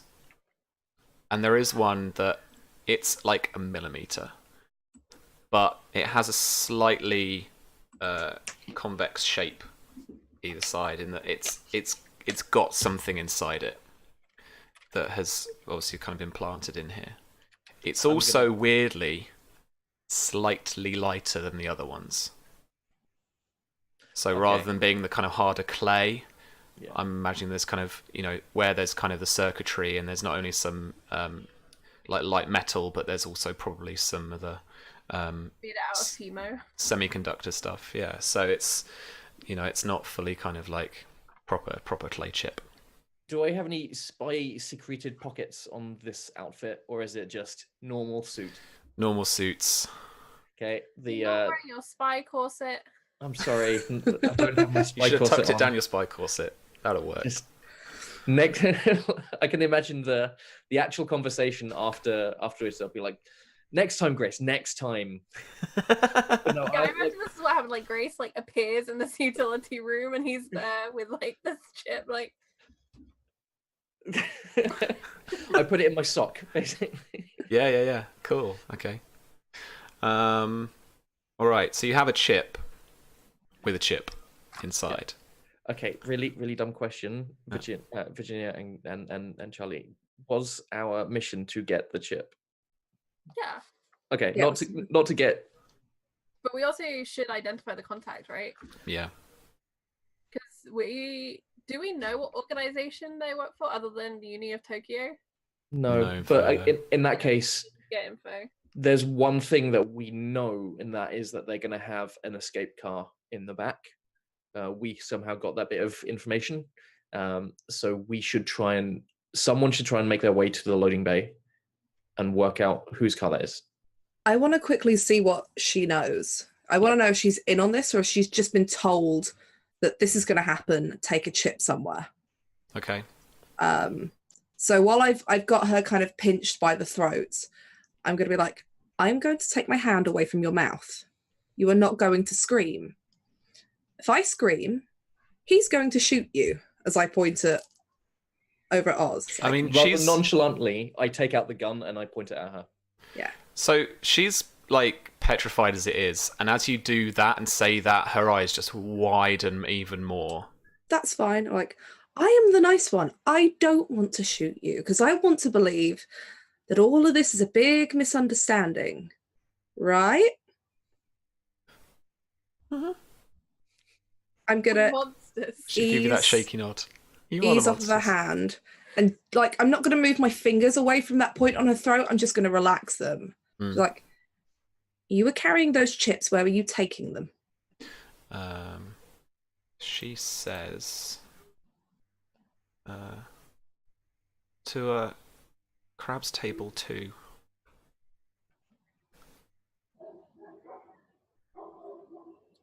To a crab's table. Table 2, you said? 2. It's by the stairs. And who were they for? This person. I know the chip you mean, but I don't know what it does. Okay, so you don't know this person. You were just told to take this somewhere. Sounds like my break's over. and Grace is gonna leave the utility closet and wander back out into the casino. Well, just before you go, I whisper to you, take one of the other chips, and I I passed you one of the yellow chips. Oh, I could just take the tray, right? Yeah. Well, I mean, I wouldn't take the whole tray of chips out onto the floor. That's what she was gonna do. Well, that's true. Yeah. Yeah. Okay. Go. Just without the chip. Yeah, so Yeah. that's what I'll do is I'll take the chips and I'll quickly straighten them so they look right and like they've been properly counted and everything. And then I'm gonna go back to the door that I didn't use because it's the door that was used, and I'll go out through it. And Yeah. as I see the guy, I say, "Walk me." Yeah. So they're in the tray that you've got in the row of the $500 ones. If anyone were to look down and like a croupier would know what they were doing, they would see that one is missing. That's okay, because if the guy runs, I just gotta run faster than he does. Okay. Yeah, I'm gonna make her give me a rough, or give Grace a rough description of who they were going to, and then She doesn't know. She just was told to take it to Crab's Table 2. That's what she was told. Okay. All right. Because you're monsters, I want to make this I've the got to thing. go back through the counting room anyway, right? You can, yeah. It would look a bit If I weird go though. through- She's come from the counting room. She was walking down the corridor. She was going to go back through the other entrance into the casino floor. It's have fine. I still got casino chips on me? Because I was playing games, right? Yes. Yeah. Have I got a $500 whatever? I mean, casino I'm happy chip? for Grace to go in the counting room and be like, "This tray isn't full," and like put it down. Table 2 is waiting. Get it sorted out. Yeah, I was going to say, I don't think you've got like a $500 chip. I think you've No, got. it's fine. I get think the you've feeling I did not have that much money. I think you've got like smaller ones. But yeah, I think Grace can just go back in and be like, "There's one missing. What the fuck are you doing?" Yeah. You know. She Yeah. sets it down next to whoever is currently at the counting table and just waits for it to be filled. Yeah, cool. So they take out a little, it's like an accident book, like an incident report thing, and they start filling in what's going on. So they're asking you for like a name, like I have no idea. The girl should be fired. They're waiting. No, they're asking for your name and your like employment number and stuff. That's fine. She grabs the card Mm-hmm. that she was given by the bartender and just puts that down. Nice. We don't have time. He's waiting. All right, roll me a deception. She's assuming it's a he. All right, yeah. Roll me a deception check. Yeah, I'm done. DC 15. This is kind of tough. You've got some. 12. Even with my +6. 12. Ooh. Okay. So It's more fun when you fail the rolls. yeah. So the cashier is like, we do have time. This gets logged. Otherwise, you're fired. What is going on? Who did you pick up the tray from? And I just make up a name, a Japanese name, because Grace would be able to do that. Charlie can't do that because she's crap at names. All right. So they're like, they don't work here. What do you? Who Have are you got your comms open, Charlie? Can we hear this? Mm-hmm. I'll ask her, what's your name? Ooh. Okay. Remember, I'm the nice one. I don't want to shoot you. He wants to shoot All right. you. She And says. I'll pull back the hammer. We're playing good cop, bad cop. No. I get it. Even I'm uneasy. All right. So yeah, I'm playing to my trade. You know, I like. I have no intention of actually shooting her, just no. out of game. This is just a random mook. Yeah. She says Inoue.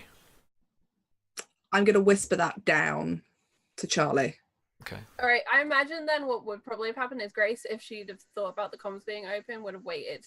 Like, as the questions asked and gone, All right. and wait for the team. Because we work together, so. Yeah, I'll essentially give you a reroll here. Is Go that on. okay? Yeah. Wow.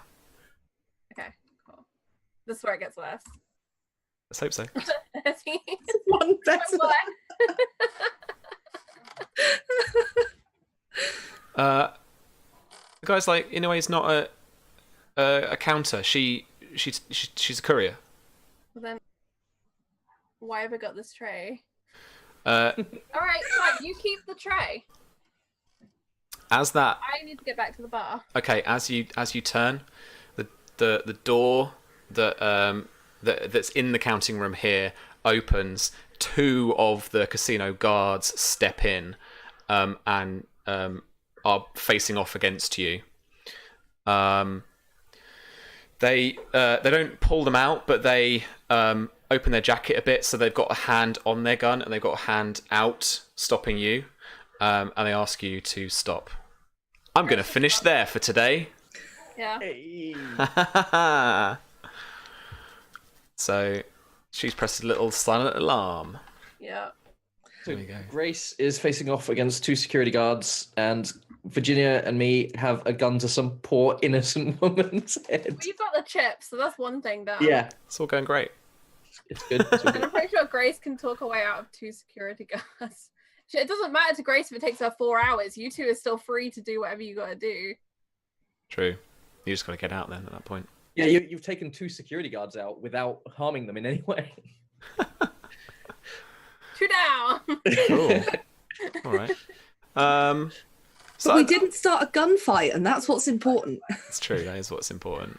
That was They're cool. flashing their guns, but it's a bit extreme, but fine. All the cool people flash their guns. Yeah. Oh my Cover god. back. Safety off. Sometimes you just have to do good cop, bad cop to make sure people don't screw you around. Yeah. Oh, there is no intent for this woman's brains to be anywhere but inside her head. Yeah. No, I'm gonna. My plan is to providing this all doesn't go completely south, is going to do the whole.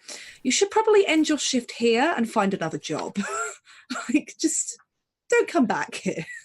Oh no, this has been really good. Thank you very much, Sam. That's all right, man. That's all right. So that was, yeah, I had a lot of fun. Any thoughts on anything? Because we're meant to be testing, but we're just playing, and it's quite fun. And it was quite kind of light in terms of mechanics tonight. But yeah, what do you I think? think what players may find is there's a lot on them to figure out a plan, and Yeah. players who struggle with planning are going to struggle. Sure. They're Yeah. not spies, and they don't know, and it'll come down, I think, to I don't know what GM guidance you're giving, Mm. but I think you might need to consider, how you make it fun for them to plan, and how they deliver, tidbits, so it's not always like, I panic and I roll infiltration and I hope it gives me something useful. Yeah, exactly. Yeah, and you can build, I think, a bit of that into adventure writing too. I think, Hopefully. obviously, they know they're going to be playing a spy game, and half that's Yeah. going to be planning how you do these things, and that comes into, player expectation of a Mm. game. But I do think that they're constantly going to usually be presented with a puzzle, and there are the skills in this to use it, but it's still a lot of player. How are you going to solve this? Yeah, that's so true. And obviously, I find this stuff really fun, so I can come up with this stuff a lot, and actually I'm a lot more comfortable and can think quickly more on my feet if it's more modern and kind of sci-fi stuff. Fantasy, sometimes I can get a little bit stuck on what things are and what you have in the setting or in the kind of more me- medieval feel of things. The way I approach these games, so they're fun for me, is I just see it as a story. So if the plan goes totally wrong, that's just part of the story, and that's the Yeah. fun bit. And it's not about winning the puzzle and actually getting through the mission without fucking it up. Yeah. Finding your new contacts, getting yourself into ridiculous positions where you're suspended from a ceiling over a croupier table, and everyone looks up and being like, "This is a fun That's moment. story goals Oh, right where there. do I go from here? Yeah. Oh, I end up in Thai jail. All right, that's fine. We'll do a prison break next session. That's fine." Yeah. I think so you're right. I think the emphasis needs to be put on that this is a story. That while there's some elements of heists and you want to get it right and you don't want people to fail, failure is interesting, and therefore what happens when you do that, it's just developing a little bit more of that basic kind of GM Failure thing. fun. Yeah. Success is good. Failure is interesting. Yeah. My tagline for RPGs now. Yeah. So one thing that I was feeling while playing this game is I was very tense every time there was a dice roll, which is good. But on the other hand, the reason I was feeling tense was that it really felt like if one thing went wrong, then the entire plan would fall apart. Mhm. And I I think that's kind of somewhat inherent in the D20 system, is that when you're trying to do infiltration, well, because as soon as someone sees you, they could just do a shout, and then everybody knows, or something like that. And I'm just wondering how empowered the players are to mitigate that. And one thing we did, I think like twice or three times while we were playing, is we did like minor retcons of, this is actually what the team would have done if we'd have thought about this 30 seconds ago. With, like, for example, the name, like with Nick's giving Grace the name, and the key card thing of, I picked up the key scanner, because I think especially when you're streaming as well, you're trying to make decisions as quick as you can so you don't hold things up. Sure. And then you get into it like 2 minutes later, oh, I wish I'd have thought about this for 2 minutes, because I would have figured it out. Maybe you could mitigate some of that with some kind of good GM guidance, in terms of like, if they do fail a roll, it doesn't mean that everything falls to pieces, but perhaps give the players the opportunity immediately afterwards, or like, how do they lessen that impact? Saying, you're probably going to be discovered, and considering what other preparation they took to limit how bad that is. So just like the name, offering another team member a role of, what did you do to help? To make this worse, you saw the chips were about to fall on the floor. They're always going to fall, but what do you do to change the situation? Yeah, there's something in that, assisting someone gives advantage to the person who rolled. So maybe there's something in making that ability to retcon it, so that, if they're in a situation where like, oh, I failed, well, hang on, I'm with you. So maybe if I helped this way, and we kind of had that before a little bit, and actually it was you, Charlie, reminded me about that rule. Where that instead it's doing it retroactively rather than like setting up the assist at the time. You do maybe see that in spy films and in heist films. You get the rewind of, how did this actually happen? Like, you see the outcome and it looks slick and stuff, and you go back and you see all the tiny little moving pieces that happen. I was going to say the Ocean's 11. You think something's going bad, but then you go back 2 hours. I mean, I don't know if that works narratively in this kind of game, but within the scene itself, that certainly was good. It could be a variant rule, like if there's a crucial fail and the DM feels it's going to narratively, drop the morale for the players, they offer a rewind. Yeah. And you go back and you play through. I was going to say, what could be a thing is, I don't know if you're using inspiration in this game, but the possibility of, instead of using inspiration as a reroll or an advantage, or to negate a disadvantage, using it as almost a Deus Ex Machina point. So you can be like, you can spend it to say, yes, a bad thing happened, but can I get this thing out of it? Like a fate point, failure with advantage, basically, or failure with caveat. Yeah. Quite possibly. Or even just like narratively allowing the player, if they completely fail, make that split second to like, oh, the chips have dropped. So it could be just a split second of like, okay, the chips have been dropped, but I'm gonna back into the cupboard behind me. So the chips are still dropped. Somebody's still alerted that something's going on, but it's not necessarily as bad. Yeah. In that sense, because that is the case. Like, things take time. Like, people's reactions aren't nearly as quick as I think a lot of people play them as in role play games. Yeah. Like, the guard spots you, but he's not immediately going to start shouting. He's probably going to be like, what the hell's going on? And it takes those few seconds to process something. Maybe what it almost is every spy has a reaction, like a specific spy reaction. So if something has gone horribly wrong, you trigger or you cause spy reaction. And so that takes your reaction, but it means that you can do something after a failure, and it continues moving on then. To kind of mitigate that failure. And you can make that quite thematic too. You don't completely undo the failure, but you don't have your spy completely trapped unless the player wants them to be for some reason. Yeah.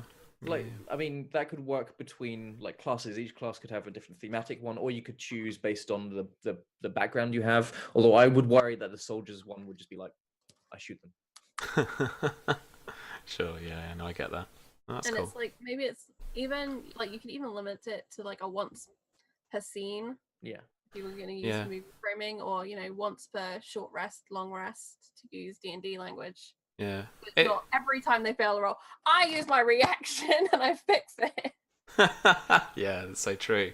But it's an interesting kind of conceptual, like kind of discussion to have, I think, because there's been a bigger move from more kind of narrative games the last few years to have mechanics that allow people to try and mitigate or to try and make a success out of failure.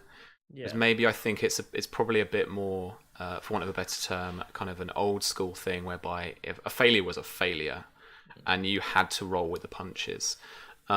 It's interesting, and I'm really going to think on it because I really liked how tense things, like even I was very tense about how, like, I know that when I like play LARPs and I play quite kind of like espionage characters quite often, and there's a particular one that I go to that I like play a kind of spy master type person, and there is constantly that thing of if I make one slip up, this is just all fucked, and I quite like that though as well. I think it is important, and you don't want it. And I think with 5e, I usually find like roles don't matter that much because you have so many quick fixes for things, like magical fixes for like if you take too much damage, etc., etc. And I think that's what I did enjoy, was it was tense every time I made a roll. I was like, please don't screw this roll. Yeah. And I do like, you know, a spy screws up, they got to face those consequences and they got to get out of there somehow. And again, it's that failure is interesting thing. I feel like there is thing is I don't think it's about removing the failure. I think it's about doing that thing that I think anyone who's trained to is a situation has gone wrong. So I've already got plan B, C, D, E planned up in my head. They've already thought about that. So it's not that they like getting rid of the failure. It's I have failed, but what is the thing that I instantly switch to now to try and lessen the damage to the situation? So it, you know, it doesn't mean they're not, you don't retcon that they've been spotted, but it's like, what do I do now? I've been spotted, and I've got like a second to try and blend back in or give myself some time, or 30 seconds so that the person down the hall can get round the corner. Or you can communicate to your team, you know, just, you know, like a buying quick time. I think there's something in these spy reactions, because I think it also provides a bit of synergy for combat too. Because there's that thing about infiltration and surprise rounds. So actually, maybe there's something in that if you're detected, you can get a reaction, or you have a reaction that lets you do something. I think another benefit that could come from it is a lot of spies run as lone wolves, and this is going to push you to try and use your team. Yeah. I'm screwed. Get me out of here. Yeah. And you're calling your hacker, or you're calling your assassin, or you know, the soldier to come and rescue your face, or whoever's in trouble, the soldier's cornered. They're calling the hacker to turn the lights off. I misheard that. Rescue your face. Come and rescue your face. Yeah, or it's the opposite. It's like, I've been caught, but it's fine, carry on. That, you know, almost kind of what you're doing for us now is that, like, I think I might have been found out, but you guys can just carry on going. I think we're still talking around the whole failure is interesting and having to mitigate for that, and it is part of the coolness of the game of tabletop games, is that something goes wrong, therefore how do we fail forward? So yeah, a lot of GM advice, a lot of kind of caveats.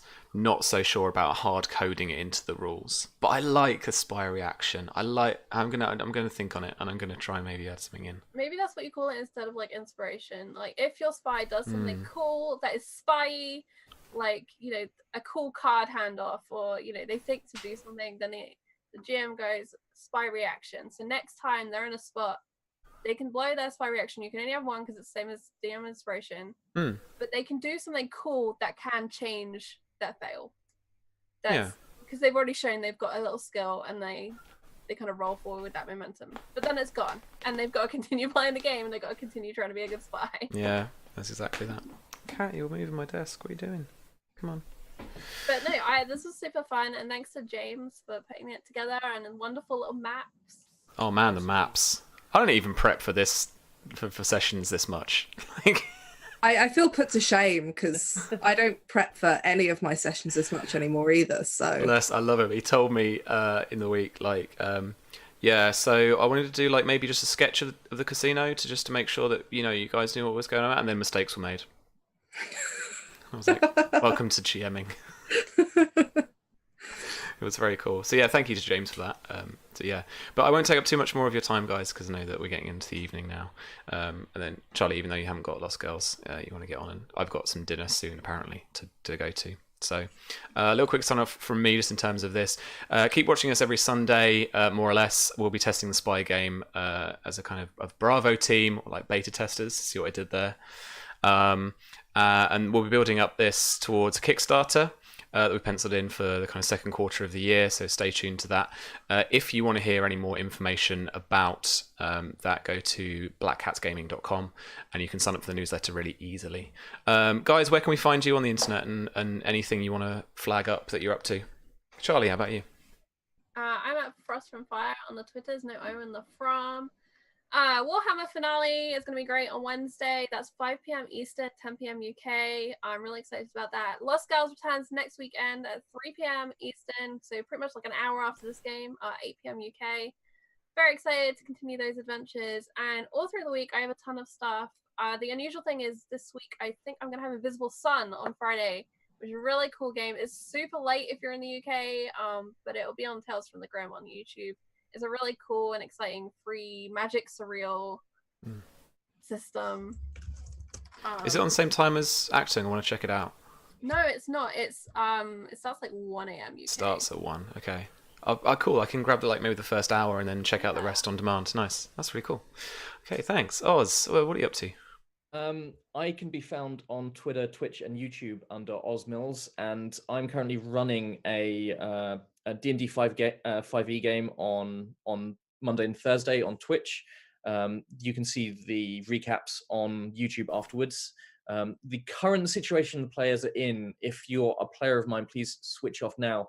The players are hurtling on a train from Strasbourg to Munich to put an evil sword back in its ancient crypt.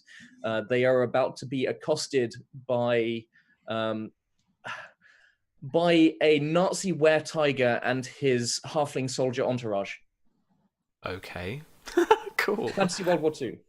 Yeah, nice. All right. That was one of those, I understand all of those words, but not in that order. Yes. I love it. Cool. Thank you very much. Virginia, apart from being with me on Fridays for Acton Cthulhu on Encounter Roleplay, what else are you up to? So yeah, there's that on Fridays. You can also find me over on Twitter at Tabletop Horde, where I occasionally post things, ask for memes, and post about what I'm doing. I don't think I've got much else lined up really at the moment apart from Fridays, but there should be more stuff I'll be involved in future. So follow me on Twitter to watch me be excited about that when it happens, so I can tell you. Yeah, you had the game John Carter on yesterday, so I did. Other cool stuff going on. Sweet. All right. And you can just catch me at RPG Webby on Twitter and pretty much anywhere else on the internet. So I'll be on Encounter Roleplay with Virginia on Friday, 5 p.m. EST, 10 p.m. GMT, every week until the war is over. That's where we get to kick some Nazi butt, and hopefully the mythos won't get us as we test the 2D20 system for Modifius. Thanks very much, guys. I'll see Virginia on Monday, and I'll see the rest of you guys online and again on Sunday. Thank you. Thanks. Bye.